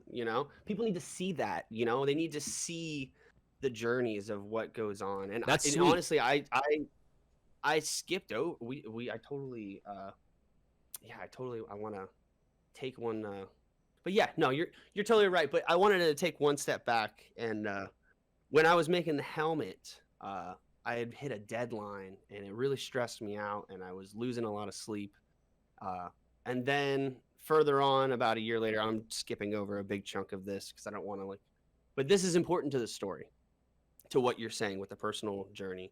Is essentially I had a couple deadlines with the helmet that I was trying to meet, and I tried to fly out there with it, and I had problems with it the first time and the second time, and it was really stressful as well. And throughout all of that, horrible diet, horrible sleep patterns, horrible everything. I was just so obsessed with trying my best to get it to the show and then to possibly be on another show. And dude, I ended up stressing myself out, and I gave myself a brain aneurysm. Okay. And that was a big, huge eye opener. And you had a seizure and everything. What? You had a seizure and everything. Oh yeah. We've just been vibing this whole time, and I totally skipped over that. You know what I mean? Because when did that happen? So that happened. Like what were you making? What body of your work were you making then? Peak attachments. Okay, so it was early on in the development of who you are now. Yeah, peak attachments. Would you say that was probably the biggest influence on your career where you're at now? That's that moment of that life-changing moment? Yeah. It was a moment where I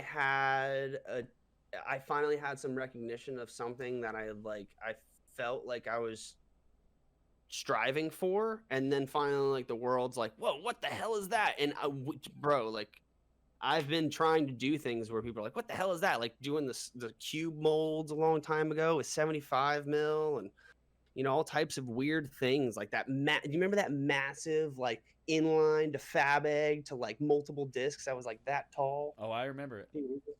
Dude, ridiculous. You were having fun with glass. What I'm saying is would you say that the aneurysm in your seizure changed your direction from having just fun to really trying to dedicate yourself and taking something serious? Yeah, and that's where I was essentially alluding to, is that exactly. It made me really step back and say, okay, that's a limit. That's a big limit, and it really made me slow down a lot. Where'd you go from there when that happened? I'm sorry? What was the next thing you did after that when that happened? Well, I had to rest. Okay. So you took some months off, and chilled. Not off, but you didn't focus on development at that point. You just focused on regrouping. Yeah. Well, after I got out of the hospital, I came home and Tyson is Canadian, bro. Go on though. But yeah, I was kind of stayed in bed for about a month, and sort of regrouped and tried to get the wheels kind of get back going, but slowly. But it really put things into perspective, into being I need to make time for things that really deserve my time and attention, like my body for one, my fiance as well, and she deserved more time. There were so many nights when I was working on the helmet that she just hadn't seen me barely at all for So you're saying you came out of the brain aneurysm and you focused on the helmets? Yeah, in my body of work, I started focusing more on the helmet because you saw direction there and connection to your brain and who you were. It was strength. It's a protector of your mind.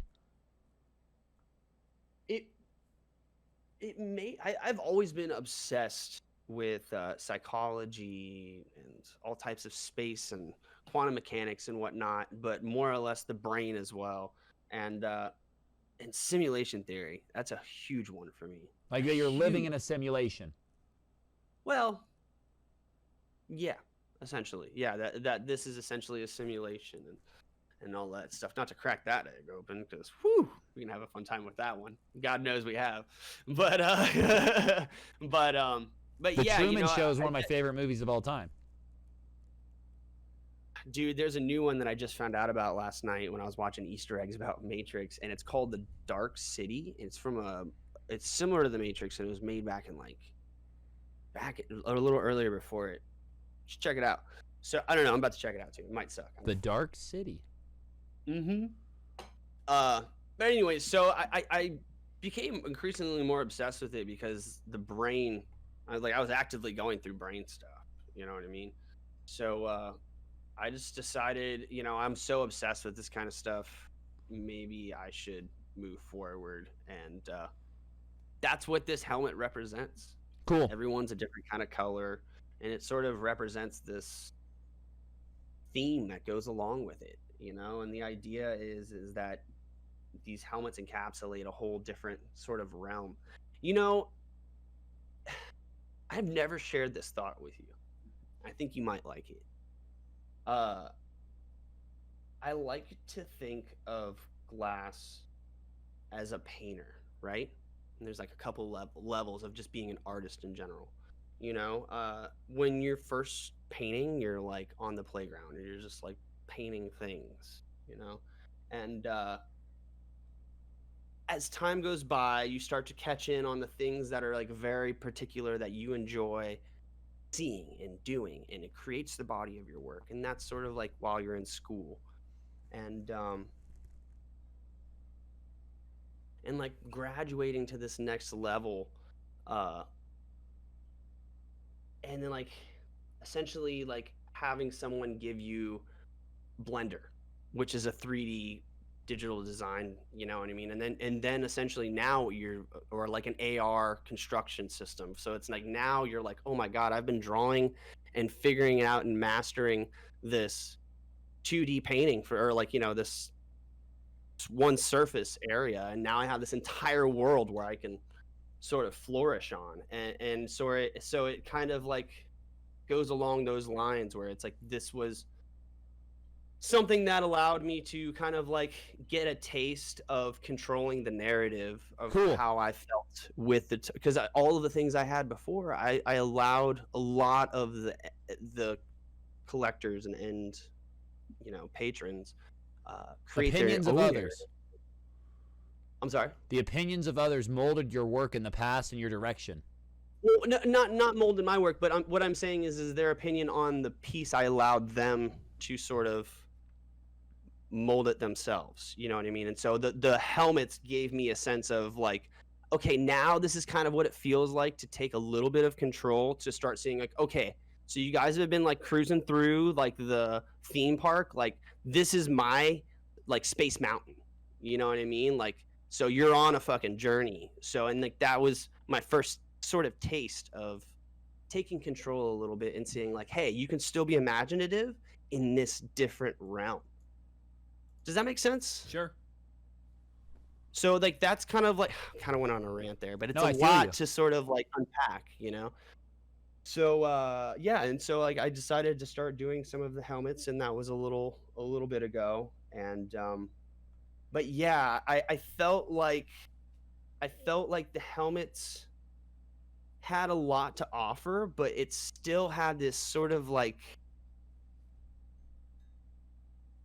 there was something that kind of like it there's kind of like only so many different routes you can go to create a product that's like similar, that you kind of can create different themes sort of with, and then have them, like I tried, for an example, I'm sorry, this is so hard to explain, but I tried making a bubble cap with one of them, and I'm like, I don't even What am I gonna do? Out of the miniature helmets? helmet as a bubble cap, and then I'm gonna have to charge somebody like $2,000 for a fucking Okay, so you're saying bubble the cap. item. You're saying the item wasn't like producible on like a scalable level to where you saw business structure to it and longevity. It was more of like one-off art pieces that you wanted to complement your career path by doing. Yeah.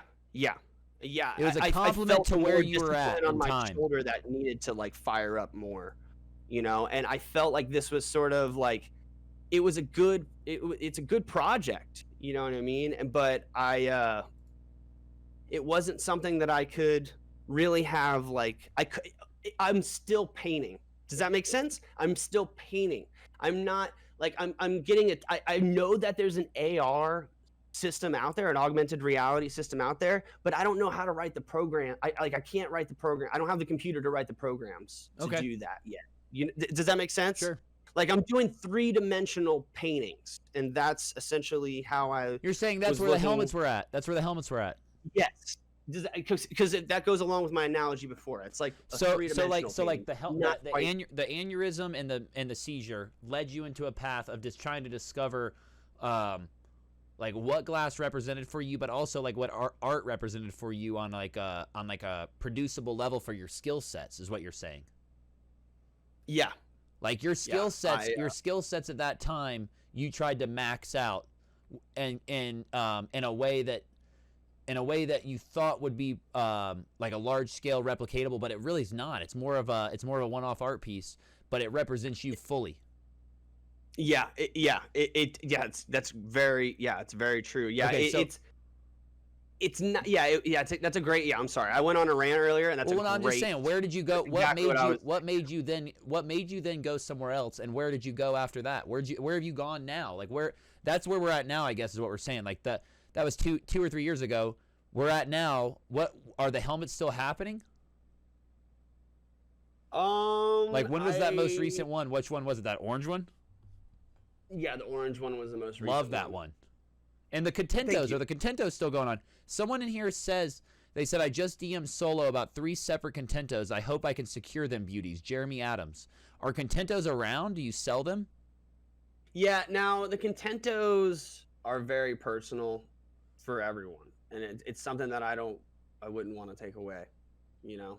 It's serving its function, dude, and it's much deeper than just a lot of people. So you almost want people to find those on their own and pick them up themselves. Yeah, well, where you also want to make glass that people like. Let me ask this clearly: you want to sell art to collectors that appreciate the art and own it, and you also want to make brandable work that can be collected and sought after for the imagery of it. Yes, but you thought I'm trying to make sure. I'm trying to clarify this. Did you think the helmet was going to be brandable? Well, I think so too. Well, no. I mean, okay, so brandable, yes, but not large scalable. Not scalable. Yes, not exactly. Scalable. Yes, it's not scalable, and it's not flexible. Yes, it's very direct to what it is. You made it. I tried to do a terp pearl with just the goggles, and even then, I was just like, it's just not what I want. I feel you. You know? Okay. So, but it was you. It was you in a way, but it's not what you wanted to produce on a scalable level. Yeah. And those Contentos are time consuming, right? Yeah, very. For a pendant, like how long does a Contento take to make for a pendy? It's just a pendy. Unfaceted? No, the faceted ones, of course. Oh yeah, I mean, like what do you have? Like 3 or 4 days? Oh yeah. There's a whole process to it. Like this one. Yeah, that's like what, 4 days? Do you just break it? The keyboard. No, it's one on the keyboard. I got the keyboard right here. Goodness gracious. So this one took. Thing's filthy. I love that blue dichro. Did you make the dichro? I think it took probably a period of about 3 or 4 days. Did you make that dichro? Yeah, I wrapped it over the Mediterranean. It's rainbow dichro. It's dichro over meta faceted. Yeah. Holy shit. Yeah. That's impressive. That one away. So like that is really hard to get right. So like that's not what you're doing right now though. Not as of currently. Okay. Not right now. You know, I looked at a lot of my work recently, and I felt like I'm getting older, and I need to. I never got to explain my Peter Pan thing. Can I take a second to explain that? Yeah, hit it, bro. Okay, so the story of Peter Pan is very interesting. Like, Pan means everything. That's what the term means, right? And it's like Peter everything essentially. And he's a child, right? So he's lives in his area, and he's doesn't age, right? And Wendy, the lady he was in love with or whatever, stayed in reality, and she got old. And essentially, there's a lot more to this explanation. I was listening to a lecture a little while ago about it, and like, there's a moment where you can be everything. You can be anything and everything when you're, in principle, when you're a child. You know what I mean? Like, you can be anything. You know what I mean? And so it's like it's your time to experience a bunch of stuff and learn from that. But at some point, you have to give some self-discipline and say, okay, this is what I want to specialize in. Like, right here, I want to be an expert in this. You know what I mean? And the expert on things are people that you see, you know what I mean, that are, marine biologists that have like an awesome tale to tell, you know what I mean? Jacques Cousteau and whatnot. Like, sorry, kind of got a little off track there. I'm so sorry. The Jacques Cousteau thing totally dropped me off there. Where the fuck are you at now? What do you do for a living? Oh, I'm sorry. The Peter Pan thing. Sorry. That's where we're at. Because I've referenced it a couple times. So, like, it's important that you experience things, but at some point you have to have some self-discipline. And so recently I felt like I needed to have more discipline because I have a lot of experience, and I need something to put it into. You know what I mean? Sure.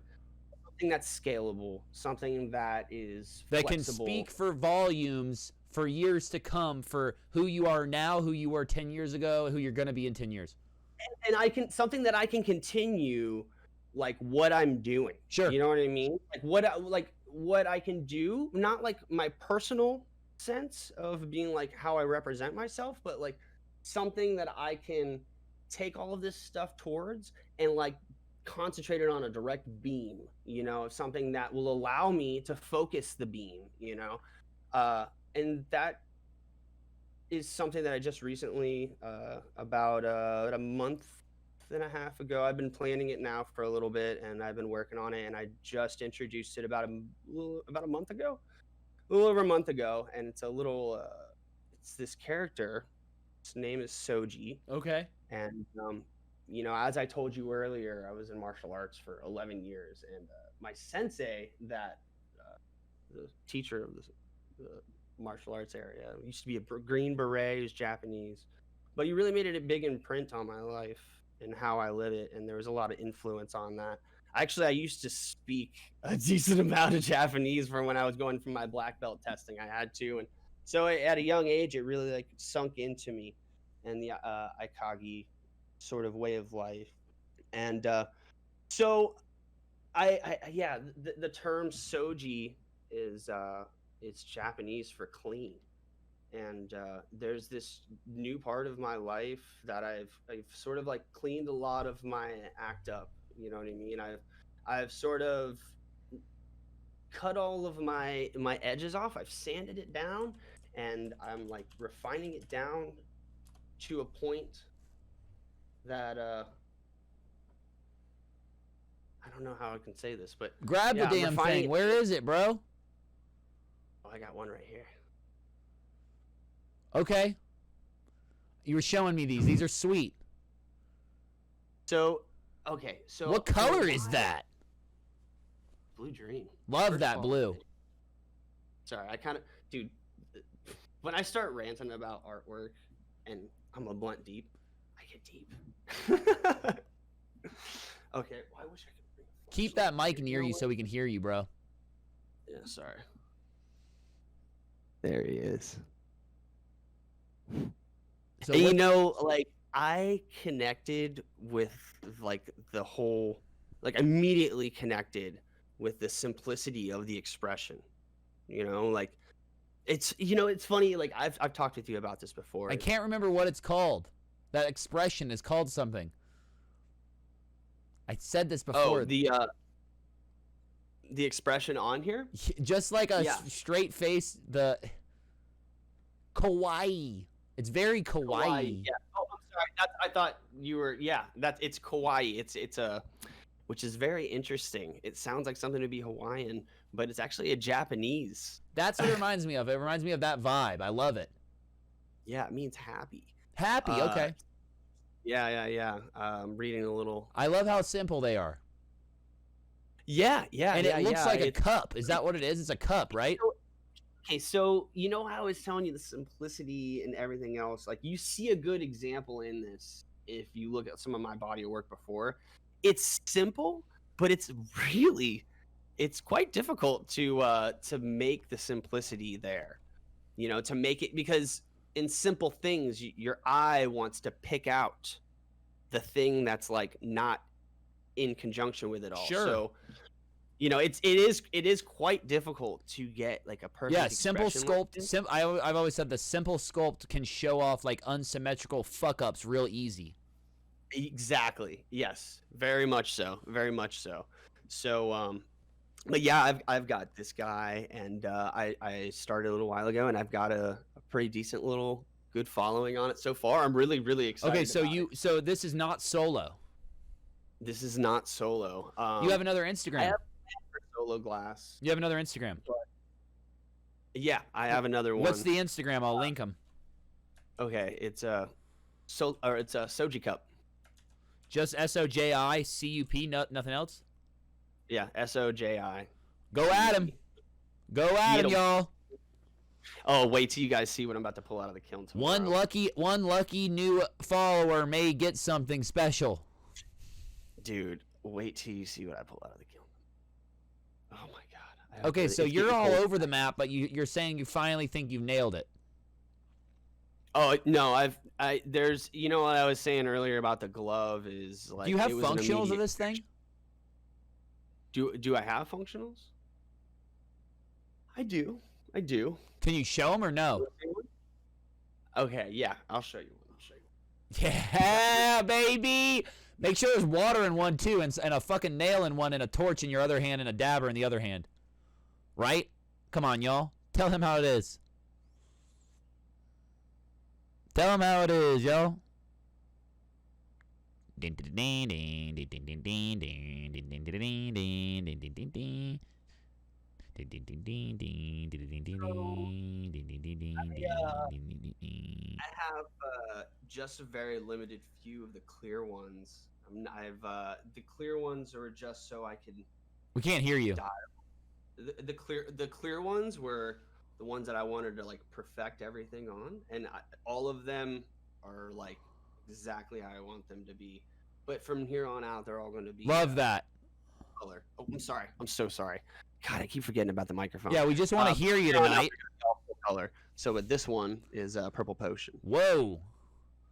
Love that. Okay. Perk. And it's got like a 3-hole. That's sweet. I love the face, dude. Cam, what do you think about these, bro?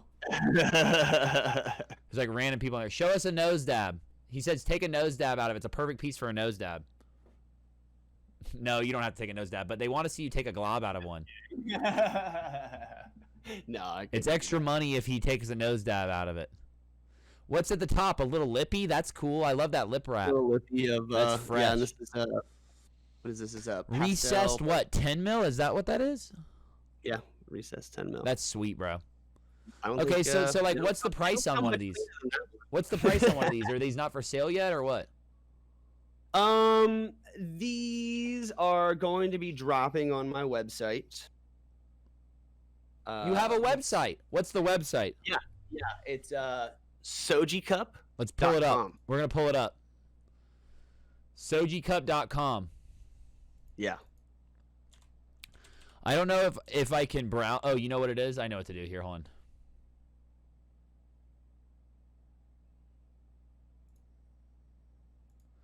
We're going to pull his website up, y'all.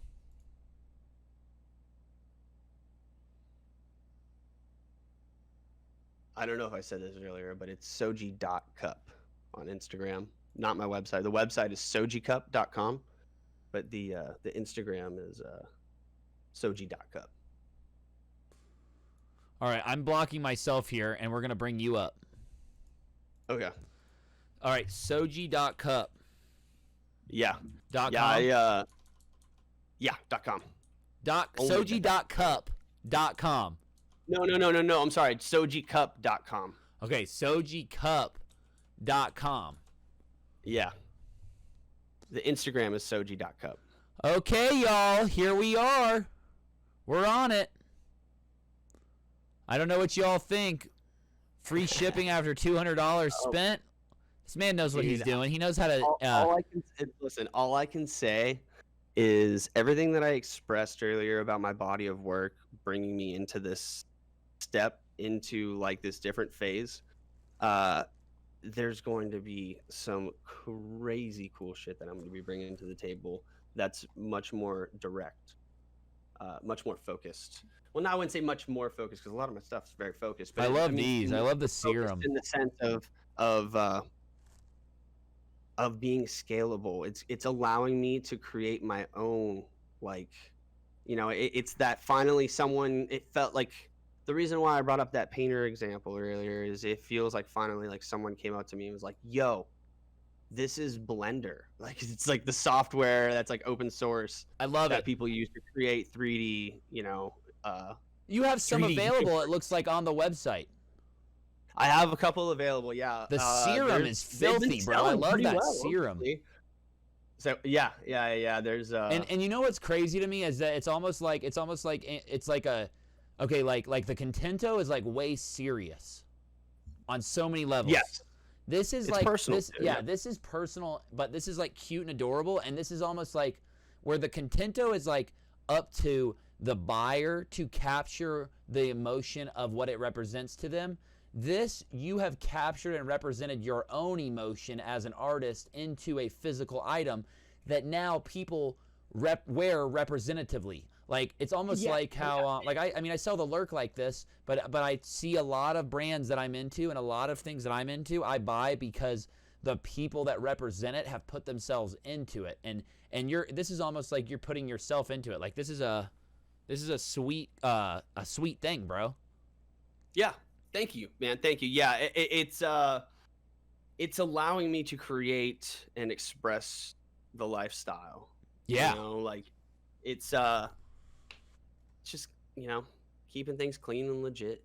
And then that's it's hard to find sometimes, you know, and it's good to promote that too, you know, like be legit, you know, like yeah, if you guys want to check this out, you could go. It's hard to see the website, but the link is sojicup.com. I'm actually going to put it here.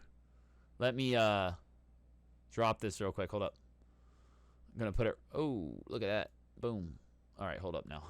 You know, come correct to the table is the way that I really try to push. And that's the message I personally try to push towards everyone that's in my bubble. You know what I mean? It's like, I mean, dude, you and I, you know, you push me as well, you know, and I try to push you, and that's what creates the ambiance of the universe, I guess. I don't know. I love the simplicity. I love the simplicity in the faces. Thank you. Yeah, it's there's a lot of crazy little changes you can make with just like a little change like that. You can completely change the whole aspect of it, which is still allows like a little bit of like the creativity, but it's pretty direct sometimes. Where do you think you're going to go with this? Are you just going to keep rolling with it and start to develop it? Is that it's in the early stages, what you're saying? I've got so much stuff planned. I've been collecting an amount of equipment to start pushing so many different like forms of like mediums to push this along. Yeah, you're gonna do. You were telling me you have a screen printing setup. You were gonna do some shirts. So this is giving you direction now to like do other to like you can take this character Oh, and not put him just into that. other things. Oh yeah. Sweet. Oh yeah. Oh yeah.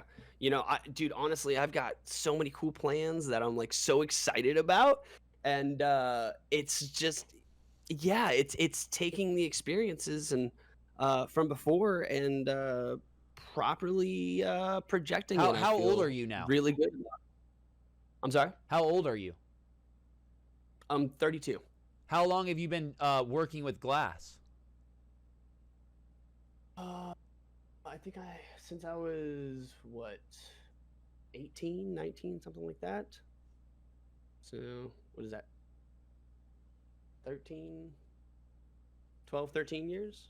13. So you think you're at that point now to like own some shit is where you're at. Homie wants to see it function, bro. Put water in it. Okay, cool. Hold on one second. I gotta go grab some water myself. Okay, cool. I'm gonna put homie's website back up here. You guys can browse it, but you guys should go check his website out. Soji Glass, SojiCup.com. The homie has glass. Go check it out now.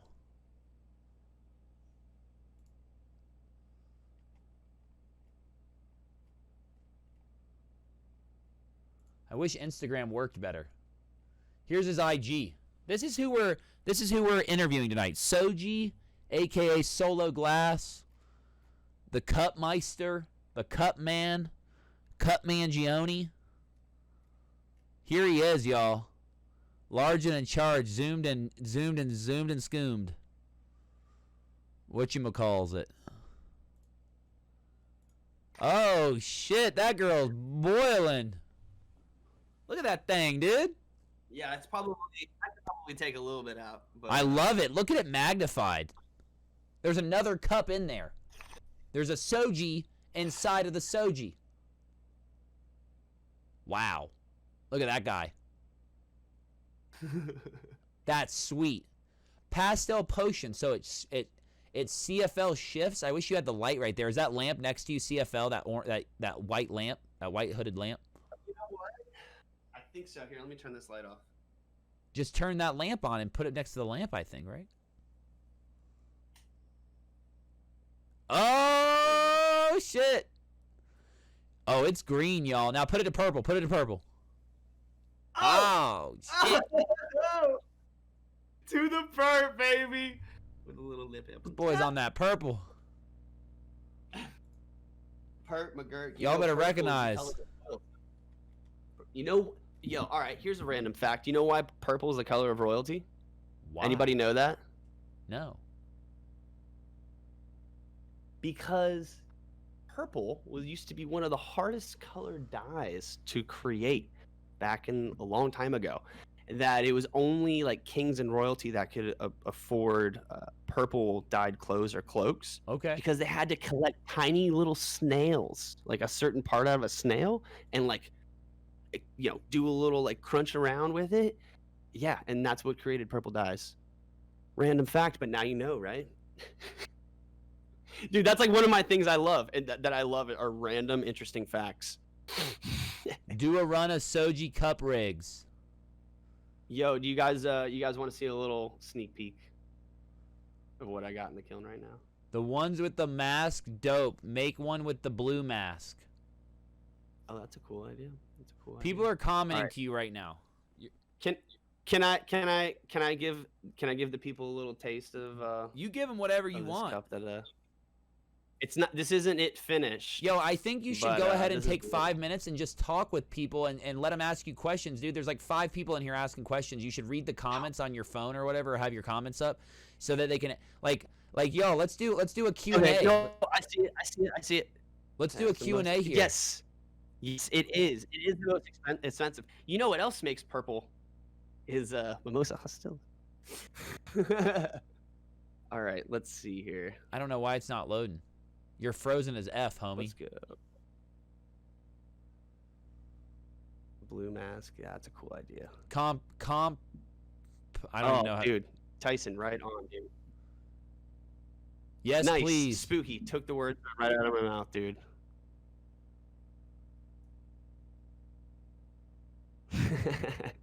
Yeah. Well, you know, Bro, you're like, frozen on your my best friend. bro, you're frozen on your webcam for some reason. It's a nose tab. Oh, hey, Gabe, how are you? Can you see me? You're frozen on the webcam. We don't know why. All right. Well, should I try calling? Oh, wait. Well, let's see if he comes back. There he is. Is it working? We're sitting here with Soji Solo and Lerk the World. What's going on, y'all? Happy Friday. It's the first Friday of the month, first Friday of the new year. We're chilling. We're kicking it. We're talking cups. We're talking helmets. We're talking all sorts of stuff here. You know. Show us what the hell's going on. I've got so much stuff planned, man. I'm going all in on this. I've got a couple shops that recently hit me up under Solo, and then I'm reaching back out to do like the first few drops of some stuff. All right. Cameron's wanting me to give that little teaser of what I got in the kiln. It's not finished right now. Oh, I mean, it's finished right now, but in the picture, it's not really. It's just a little picture of. I gotta grab some water. I'll be right back. If you look at the feed right now, y'all, I have the comments up on top. Feel free to ask Solo some questions, y'all. Let's do a Q&A. We got his website up in the background. I'm gonna give the rundown on the cup. Give the rundown. We never really talked much about the design, and so like, yeah, the interesting part about the whole cup concept. So back when I was over at Spooky's saying something here. Spooky's saying something here. Yes. The bird person theme one. No, but oh, you know what? Honestly, I actually had to repair the bird person one for this guy, and I honestly looked at it, I was like, oh man, that's gonna be a tough repair, and it made it through really well. Actually, it was very cool. It's a nice guy too. You know, honestly, those series were some really fun ones. I had a really good time with those. I really like went all in on getting like all the specific millies, all of those things. You know. Okay, so let's I'm gonna give you guys. Okay, so I guess let me tell you guys about the cup. So I started doing cups. If you reach real back in my Instagram, you'll see I started doing cups a very long time ago, and I started making like little mini cups called Mippy cups, and they were like, this is back when male joints were still kind of prevalent. And so yeah, I made those for a while, and it gave me a good taste into going into like the heady realm. It just felt really good. It was like one of my first really nice heady pieces I ever made. And so yeah, and actually, funny story. Oh, here, I'm about to really blow you up on this one. How I got my name. You want to tell that story? You go for it. So, this is an interesting one. So, a long time ago, back when Jared and I used to work at Zen together, him, myself, and I think Rachel, we were all three working one night, and we were just chatting, and you were like, dude, you need a name. You can't go by Kyle Clark Glass anymore. And so I'm like throwing out weird ones. I'm like, how about Bleach? And you're like, Bleach? Shut up. I'm like, I don't know, man. I'm thinking all these different ones. And I think it was either you or Rachel or both of you guys. I think it was pretty much both of you guys where you're like, y'all, you know, like you should do like solo, blah, blah, blah. Cause you know, you do the cups and like, you're always just rolling solo, you know? And I'm like, I think that's pretty fucking good. That's a cool idea. And yeah, story of how I got my name Solo, because I originally made cups a long time ago. And but the cups back then did not take on a personality. No. It was me finding a catalyst to spread my wings on. You know what I mean? And I learned that it was an influence on my life. It was the design, the shape, everything. If you look at the Mippy cups, they're like a very unique shape and design long time ago, like very unique. And yeah, you That's can sweet. see there's This a lot of this, influence. this is something that is just coming full circle then. Yes, it's exactly it. And honestly, if I'm happy that we got a chance to talk about this, so I can kind of fill people in a little bit about it, because yeah, it's something that has much deeper roots than would really allude to. But the thing is, though, is it's not about me. That's the interesting, unique thing, is it's not about me. It's about Soji. You know, I use that as the catalyst, and it almost just speaks to me sometimes when I try to think of what it wants to do. And not to sound crazy when I say what it wants to do, but it's hard to sort of detach away and sort of like allow yourself to flow into like an imaginary hand. Yeah, I Does think that that's make the hardest sense? thing when you're an artist. I tell people that all the time. That it's like hard Yeah. to, especially when you're trying to like not sell yourself for money, but just to like make people believe in you. Sometimes your intuition is to like push yourself to fulfill what other people want to see. This homie just asked, he said, why did you pick up cups to be your thing, or where was your inspiration? What I'm saying is wherever his inspiration was, I think the cups, the first time you picked it up, wasn't something that it is now, where now you like took what you had back then and you've now realized how long it's been with you. Honestly, I'll tell you how I got to the cup thing. I had nobody had ever bought like a heady piece from me at that point. I didn't even when you're in that kind of state, you're just kind of just like, man, I don't know, like I hope ever like this can become something, because you take a big risk. And I had somebody that really believed in me, like, dude, I want you to make me something heady. you know uh how about something like sort of like a milkshake or something. And I'm like, dude, no, I'm not making a I would milkshake. love a I'm not. No. milkshake right now. That sounds amazing, doesn't it? Chocolate milkshake right now, I would fuck up. Go on though. Yeah, it sounds amazing with a little bit of salt. I would Salt. fuck up a chocolate milkshake. Go on though. Okay. So yeah, and I was like, dude, I don't do that kind of stuff, but I'll figure something out. And so yeah, you can see the first cup I ever made is on my Instagram. It's a little ways down there. It On has a couple drips Solo. on the side. Yeah, on Sweet. Solo.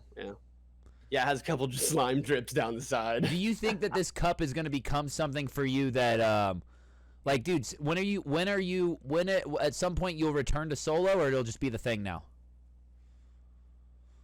Yeah, it's the thing. It's 110%. Solo, I have some work. I am going to sort of reformat the way that I approach Solo. I'm going to more embrace the personal approach Sweet. with Solo. Do you get what I'm saying? Sure. Does that make sense?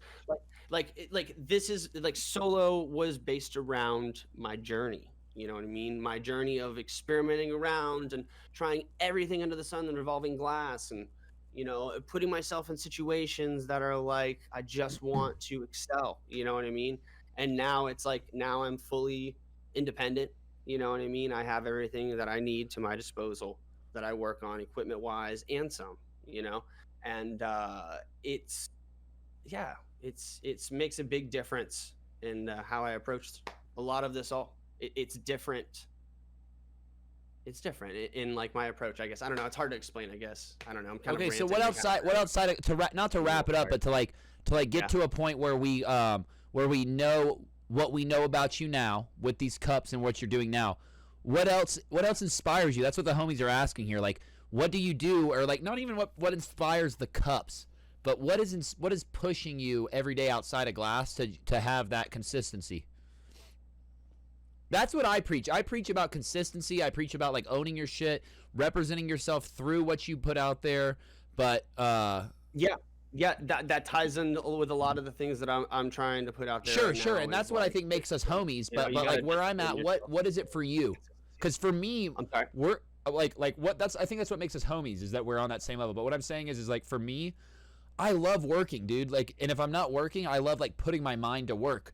But for you, outside of like your work represents like easing the mind, spiritually, physically, not religiously at all. I'm saying like spiritually, like for your own inner self. That's what your work represents to me, is like easing and peace and harmony. Where are you at in your life outside of the hecticness of making glass to bring that inspiration in? Honestly, the one thing that I have had along my side for my whole life is positivity. Okay, just staying positive. In every shitty situation or any horrible thing, there's always a lesson to be taught that you can't pay any amount of money for. You know what I mean? And it just comes through experience. And sometimes you just have to take it with stride and just keep positive. I feel that. And that's what I mean with situations, with like some of these expressions that I'm trying to put out there, because it's a very unique thing with. I mean, granted, there is a kawaii style with the 2 eyes and stuff. You're just doing that, though, to connect people to it, maybe. It's not. It just is. So there's other things that are like that. Like I'm emojis. saying they look peaceful, though. That's what it represents, correct? Yeah, and that's what I'm saying is content, being content. It's like and they all have a. My comment earlier about the Contento was that those are like the playful, characterized version of a Contento. It represents the same thing, but just not in 4 days worth of faceting. Yeah. That was. Am I right or what? No. No, you're totally right. Like you're pushing the same message, bro. Yeah, it is. You got this, bro. I'm getting a little tired. Sorry about that, man. Okay, so where we're at, life is good. You're doing your shit.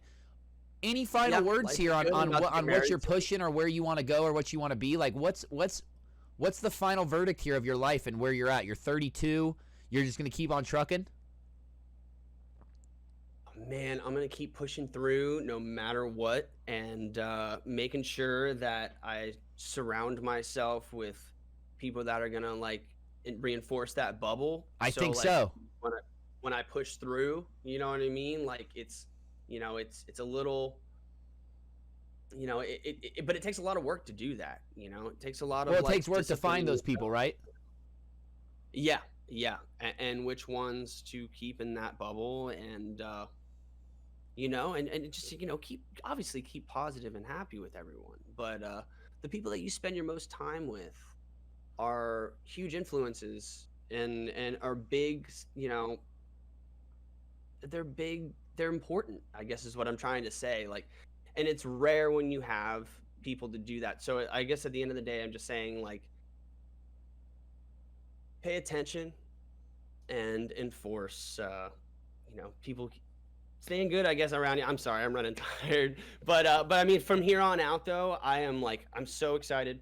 This whole thing is going to be like, I have so many different things. And you have direction. That's what you're saying.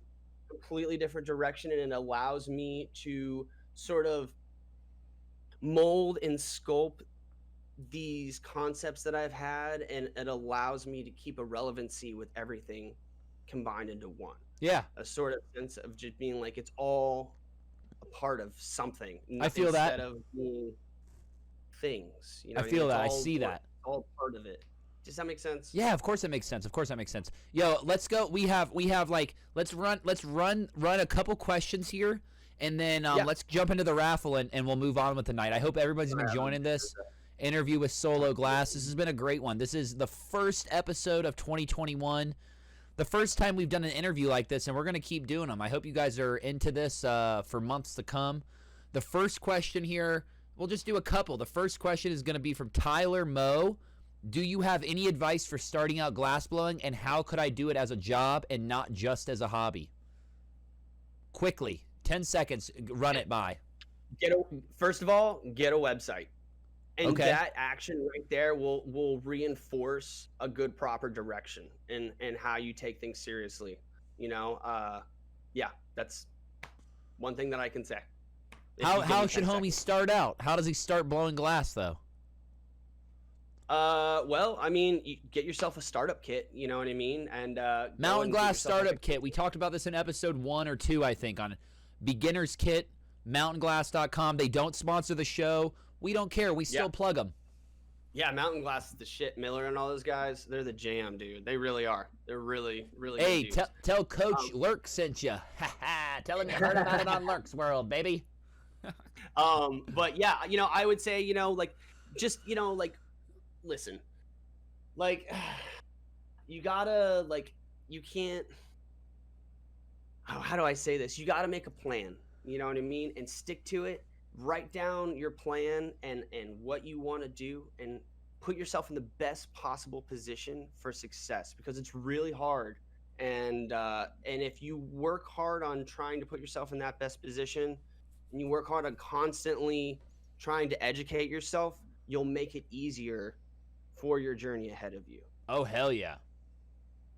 Yeah, that Red Max, Tyler Moe, he said he started with a Red Max. There is a Red Max starter kit, and I'm pretty sure that's what you started with. Yo, I crushed out some shit on a fucking Red Max, bro. There's a Red Max starter kit you can get. One of those, like those cups that I used to make back in the day, just straight up cadmium, dude. This was back in the day, like just straight up yellow crayon, yeah, and just working those on the Red Max, dude. Red Maxes are really versatile torches. I worked on one for a very long time.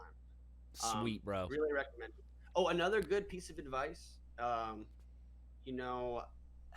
if you can, try to get yourself a system. At least oxygen system. He's telling you about an oxygen system. And because it really, it makes it so, like, the ball's in your court. You know what I mean? Oh, you need the ball in your court. If you want to go and ball in this man's court somewhere because you want to be around that area and you want to learn more, like, that's a choice that you can make, but you're not like, you have choices is the important thing through that. And just with the small investment, you know what I mean, you can have that independence. It's something that I recently learned, and I'm really happy I did it. Love that, bro. Well, thank you for being on the show. Before we go, let's go ahead and just wrap this up. I want you to hang out while we do the raffle real quick. We're going to do the raffle. We're going to pick 3 tickets. There's 3 sets of prizes. A Pokemon card sealed, factory sealed Pokemon card tent. It's a Mewtwo tag team set. We have a Hetty Hawaii shirt and mat set. And then we have the full body sitter, which also comes with Hetty Hawaii shirt and mat. Someone's going to win the sitter. It's this one right here. But, let's give a shout-out to Solo for kicking it for like 2.5 hours. Shout out to the 20-plus people that kicked it for 2.5 hours with us. You guys are awesome, bro. Yeah, it's midnight over here in Florida right now. So we got this Pokemon tag team set. We're giving away this Pokemon tag team set. And we also have a Hetty Hawaii pack. You get a Hetty Hawaii Caught Lurkin shirt and mood mat. And then also the winner of the rig is going to get the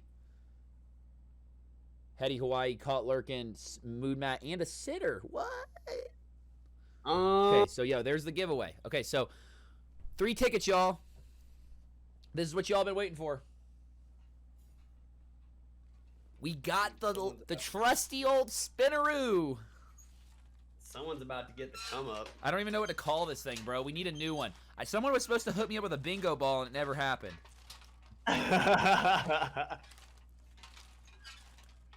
All right, y'all.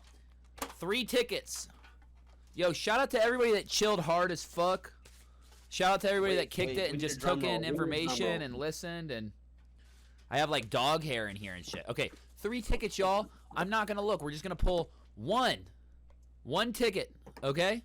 Set it down. 1. We got 2, okay? Oh, 1 more. 3rd ticket. Number 3, baby. Basket's going down. Yo, shout out to everybody who supported the show last year. Shout out to everybody who supports the show this upcoming year. Big things planned this year. If you guys didn't notice, we're throwing merchandise like right in these boxes. We're throwing Pokemon cards. Green Cave got a Charizard. It was like worth $250 in his pack the other day. Okay, so I saw very, that. very, very first ticket, okay? Very, very first ticket. 212. 221. 212 221. And your first prize here that we're giving out is the Pokemon Factory Sealed 10. 212 221. Remember how to win. If you won, if this is your ticket, this is your prize. Come on down. Factory Sealed Tag Team Pokemon 10. You know how to win. You have to hit me up in a DM with your ticket. 212 22 1. 212 22 1. That's a fucking lot of twos, dude. Who won this? Someone won. Who is it? Who's the winner? Dun, dun, dun, dun. Okay, yo, if we don't get a winner on this ticket in the next 10 seconds, we're moving on to the next name. 212 221. Here, I'm going to write it. I'm going to type it out so we know that it's finalized. Last call.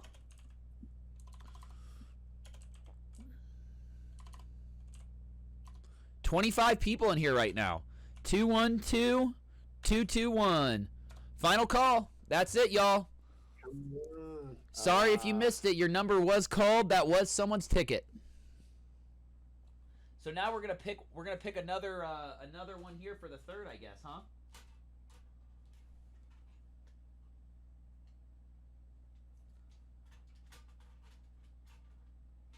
All right, y'all. I think it's safe to say we're gonna pick a third. We're gonna pick another one.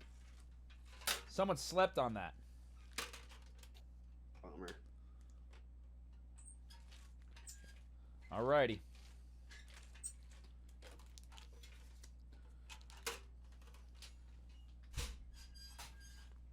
Alrighty, the winner of the Pokemon 10, 212 229. 212 229. You have won a factory sealed collectible Pokemon Cards 10. It's sealed. It's got the cards in it. Mewtwo, Hollow Mewtwo. 212 229. Who's the winner? Come on, y'all. I know someone had to have won this. My goodness, there are people straight losing tonight because they are sleeping. My gosh, this is crazy. Got it! Spooky! 212! Spookster! 212 229. Nice. Spooky. Yo, DM me, bro. Dude. DM me. Well done. Well done. Good job. All right, we got to check the DM.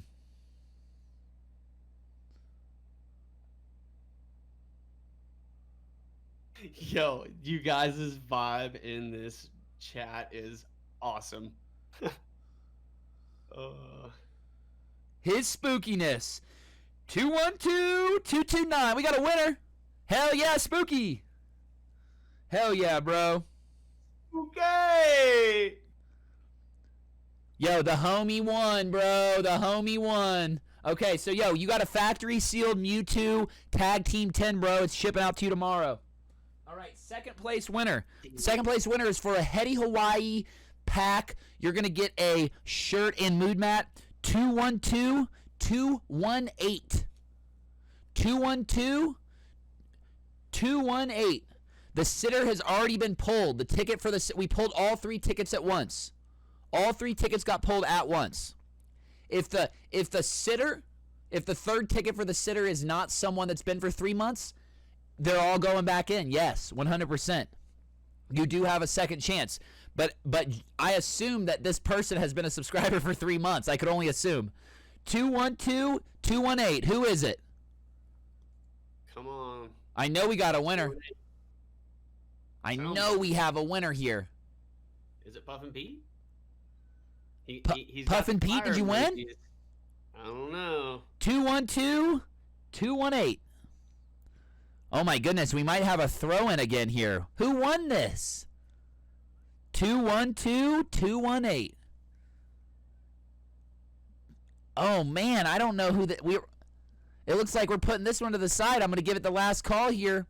10 9 8 7 6 5 4 3.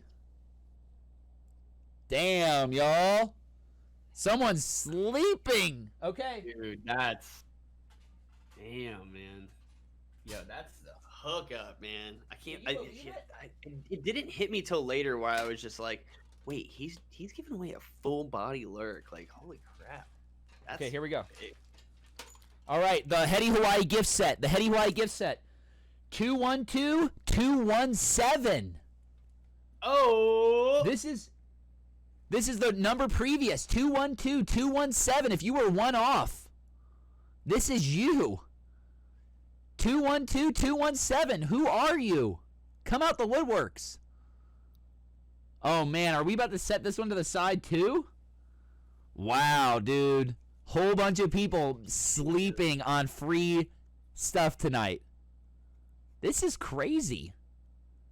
That's my girl, Haley. Haley Courtwright. 212-217. Johnny, do you have the ticket? Can you DM me and confirm? Please, DM me and confirm, bro. Come on, Johnny. Hit the DMs. Johnny, you got to confirm it, bro. Y'all are about to have a hate. 212-217. Confirm it. You better wake Haley up, bro.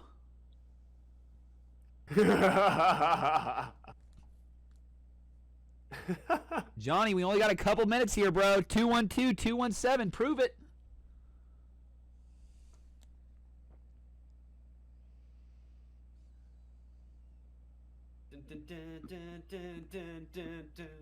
Johnny.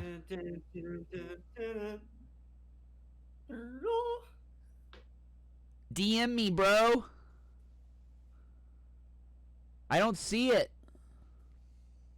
Oh, he done woke Haley up. I don't see the DM, bro. Johnny, you got. I just woke her up. The full bot. Haley, you just won. 212-217. Haley just won. 212-217. Haley and Johnny double subscribe every month. They buy 2 boxes. They are fucking supporters of this show. Nice. They're supporters of making this shit happen, dude. Congratulations. Congratulations to both of you. Straight up, dude. Like, you guys are awesome. Thank you for supporting the show last year. Thank you for supporting it this year. You guys are fucking great, dude. Congratulations. Tell Haley to DM me so we can get her size in this shirt, because I have smaller sizes as well. Like, it's a men's cut shirt. So have her DM me. I'm gonna look her DM up right now to make sure she's got the ticket. Yep. Oh, we got the ticket. We got the ticket. We won stuff. What an awesome way to wake up, right? What a great way to wake up. All right, so Johnny, we got you. I got you screen cap for the shipment here. Johnny, just make sure you guys can DM me the size. Congratulations. Yo, and we're doing it. Here it is. Here it is. Oh, shit. Who's getting it? Are you ready? The number is 212-208. You have to be subscribed for 3 months consecutively to win. 212-208. Who is it? We're going to look your name up. It's not hard to look it up and make sure you've been for 3 months. 212-208. Who is it? I was hoping he was going to say it's Haley again. Dude, that would be crazy. Man, that's an awesome way to wake up there. Full body lurk, 212-208. Who could it be?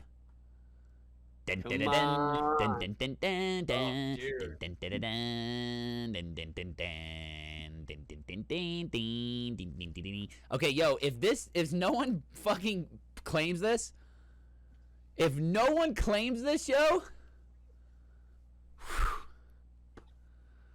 212-208.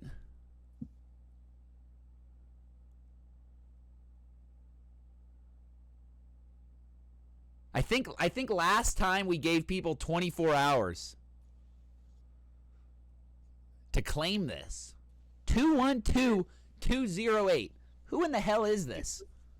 Suspense is killing me. 212-208. Tyler Moe's asking, how do you enter? You got to enter by going to the website, lerktheworld.com. It's up in the top. Very top, it says Lerk World subscription. Redraw. Dude, someone is sleeping. Okay, we're about to redraw. 212208. That's it, dude. That's it. You can't be sleeping. Dun dun dun dun dun dun dun dun dun dun dun dun. You guys saw it. You guys saw it. Out of respect for everybody here, should we redraw? 3, 2, 1. Tell me what you think. Should we redraw? 212208. Oh.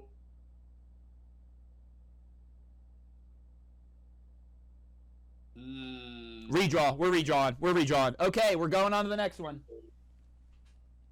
All the tickets are going back in. Even the ones for people that aren't here. Oh!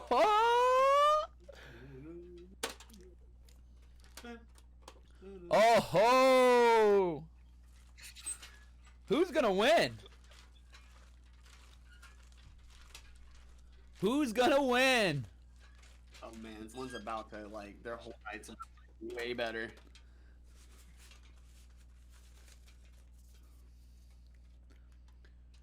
The number is 212 214 212 214. You have to have been subscribed for 3 months to win. Who is it? My God, these sleepers! I think Solo's camera froze. That's how sleeping people are. 212 214. Who is it? Oh, your camera froze. That's how sleeping people are right now. Yeah.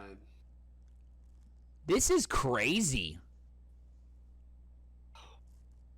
It's Friday. It's fucking Friday, dude. Why is your camera... Disable your camera. Turn it back on, bro.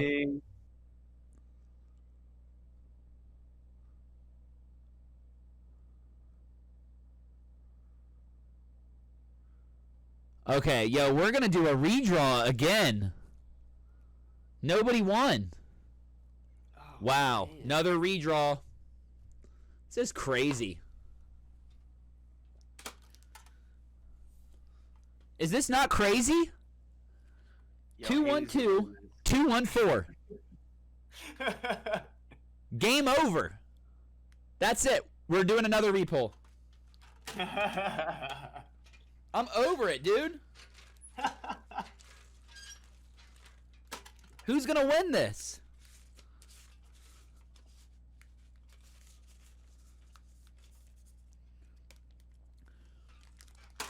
Hey. 212 222 212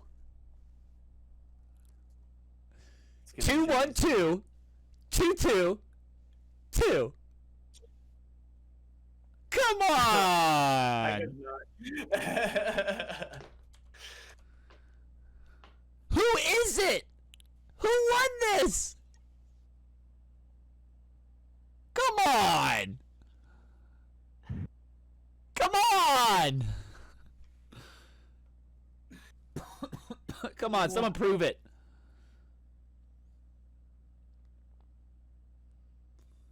Oh my God. Listen, we're going to do this one more time.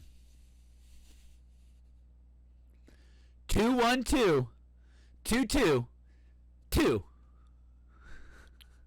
Oh, man. So close. Come on. No way. Somebody's got this one. 212 222. Who is it?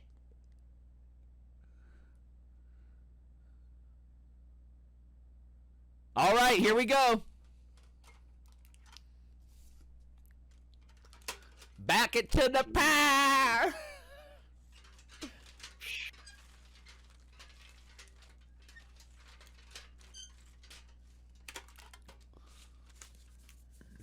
gonna be?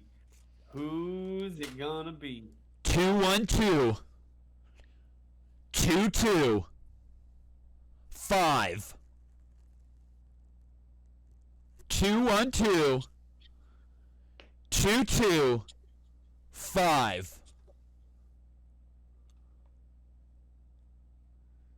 212 22 5. I can't believe this. What the F? Last call. Oh my gosh. Oh my gosh. No, David. Oh, David. All right, another pull.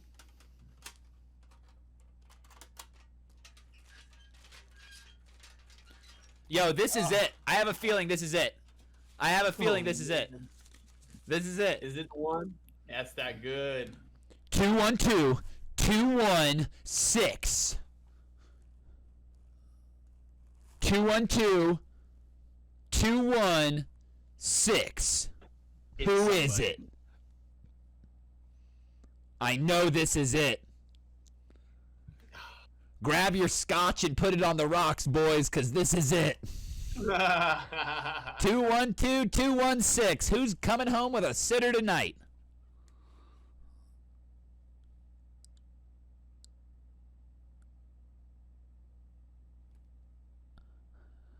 Oh man. 212 216. Who the hell is gonna win this thing? All right, well, I'm putting it to the side. His ticket doesn't even get put back in, or her ticket, whoever it is. All right, next one.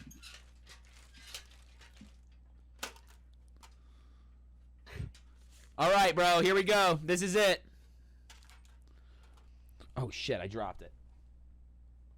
This is it. That means it's lucky. 212. I think we already called this one. 219.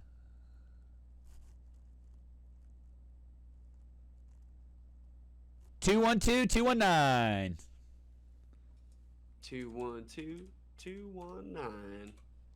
I'm putting last call.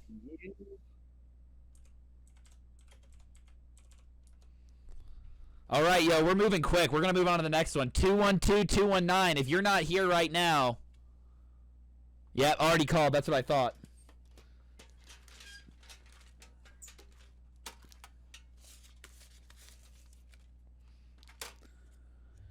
Oh my god, this one was already called, but I think this one might be spooky! I could be wrong! 212 218. Was that spooky? Oh man, please be somebody. No, it's not. Who was that? 212 218.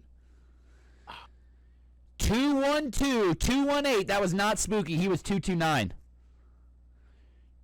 212 218. That's it. Last call. We're putting you to the side. 212 218. You're done. Bro, this never takes this long. Bummer. Dude. This is gonna be the one. 212 215. Who is it? 212 215. 212 215.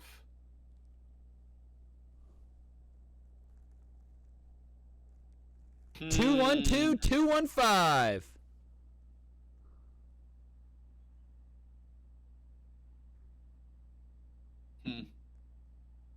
Dang, man. I'm about to eat my microphone, dude. Who the hell is this?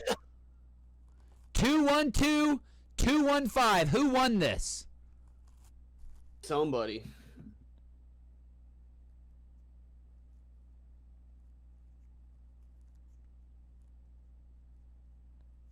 Are we about to pull the next one? Oh wait, Richard Lee. Holy shit! Dude, come on. Somebody's Holy just shit. holding out. Richard ordering Lee. these ghost tickets somewhere just to create chaos. Dude, Richard Lee. Not claiming it just to create chaos. Richard Lee, DM me, bro. Oh, the boy. Yo, I told homie he's coming with me to Vegas, bro. He's won 2 other times. Fucking Richard Lee, bro. You fucking filthy bastard. Oh. We have a winner, folks, in the 2020-2021 December-January Lerk's World live stream giveaway. Richard Lee has not only won 2 times this year, but he has put the cherry on the cake by winning the full body sitter at the end of the year. Richard freaking Lee, dude. Holy shit. Go play the lotto. Go buy some milk, bro. This shit is not spoiled. You're winning. Oh my, dude. He's got a golden horseshoe up his butt. Yes, he does. Oh, Puffin' Pete, bro. Told it like it was. Richard Lee, that golden horseshoe, brother. It's been serving you well. Here it is, bro. You won, bro. You freaking won, dude. On the back, Hetty Hawaii, Lerk, Mood Mats collab. You won the sitter. Terps. It's Terps. CFL Crushed Opal. Dude, that's so awesome. Richard Lee, let's go, baby. Let's freaking go, bro. Yo, Richard Lee's Friday night just got Dude, this dude's won 3 times. 3 freaking times, bro. Yo, this dude is Richard Lee. First off, Richard Lee is a prime example that anyone can win and that anyone can win more than once. Haley Courtwright is a prime example that if you buy two boxes, you've doubled your chances to win. They've won twice, too. Yo, shout out to the people. Shout out to everybody that supports the show. Shout out to Solo for being on. I hope everybody had a great night and enjoyed this. Thank you guys for chilling. Thank you guys for chilling. Thank you guys for subscribing. Go check out Solo. Solo, hit him with the links to your Instagram website real quick. It's sojicup.com and the Instagram is soji.cup. For the new cup line. Go check that stuff out. Yo, thanks everyone for chilling. Really hot cup tomorrow. Yeah, he's dropping a functional tomorrow. Yo, and Solo, go check your DMs. People in here are saying they DM'd you. Yeah. I just you respond. You respond, right? Oh, I always respond. Yo, look, Anthony. Anthony is another bro. Sorry to interrupt you there. Anthony, I've won twice. Anthony's another example of a 2-person winner, bro. Yo, Richard Lee. Oh, bro, nice. Richard Lee grabbed that. Richard Lee grabbed the first cap of the year too. That's sweet, bro. Nice. Yo, congratulations, bro. Awesome. Congratulations to everybody. What did Anthony win? What? Oh, Anthony won 2. He won the subscription box twice. Not the sitter, just like the raffle. Oh, okay. No, I mean, like, what did he win in the raffle? Oh, dude, what did you win, Anthony? Shout it out, bro. What did you win? Anthony won twice. Damn. Yeah, dope. Richard's won twice. Anthony's won twice.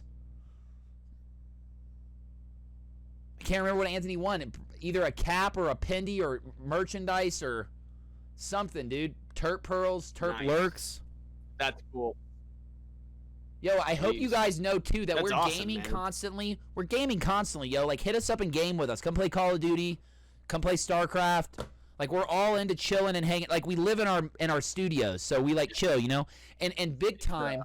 Last shout out, Positive Vibes. Big shout out to them for sponsoring the show. Big shout out to Positive Vibes for having the Valentine's Day Lurks show. That's the next big Lurk event. We're gonna be doing a live stream on the 31st of January. No full body giveaway, but we're doing giveaways. There's still raffles. You should be getting raffle tickets in your boxes. And I've been sending out Pokemon sealed Pokemon packs. But show on the 14th at Positive Vibes. Yo, shout out to everybody for chilling. Shout out to you, Solo, for hanging out, bro. And, yo, I hope everybody has a great rest of your night. We're going to get off here. We're going to go crash, y'all. We're going to get to work tomorrow and get back to Melton. If you guys want to go check out some more info, go check out Solo on Instagram. Go check out his website. Talk to you guys soon.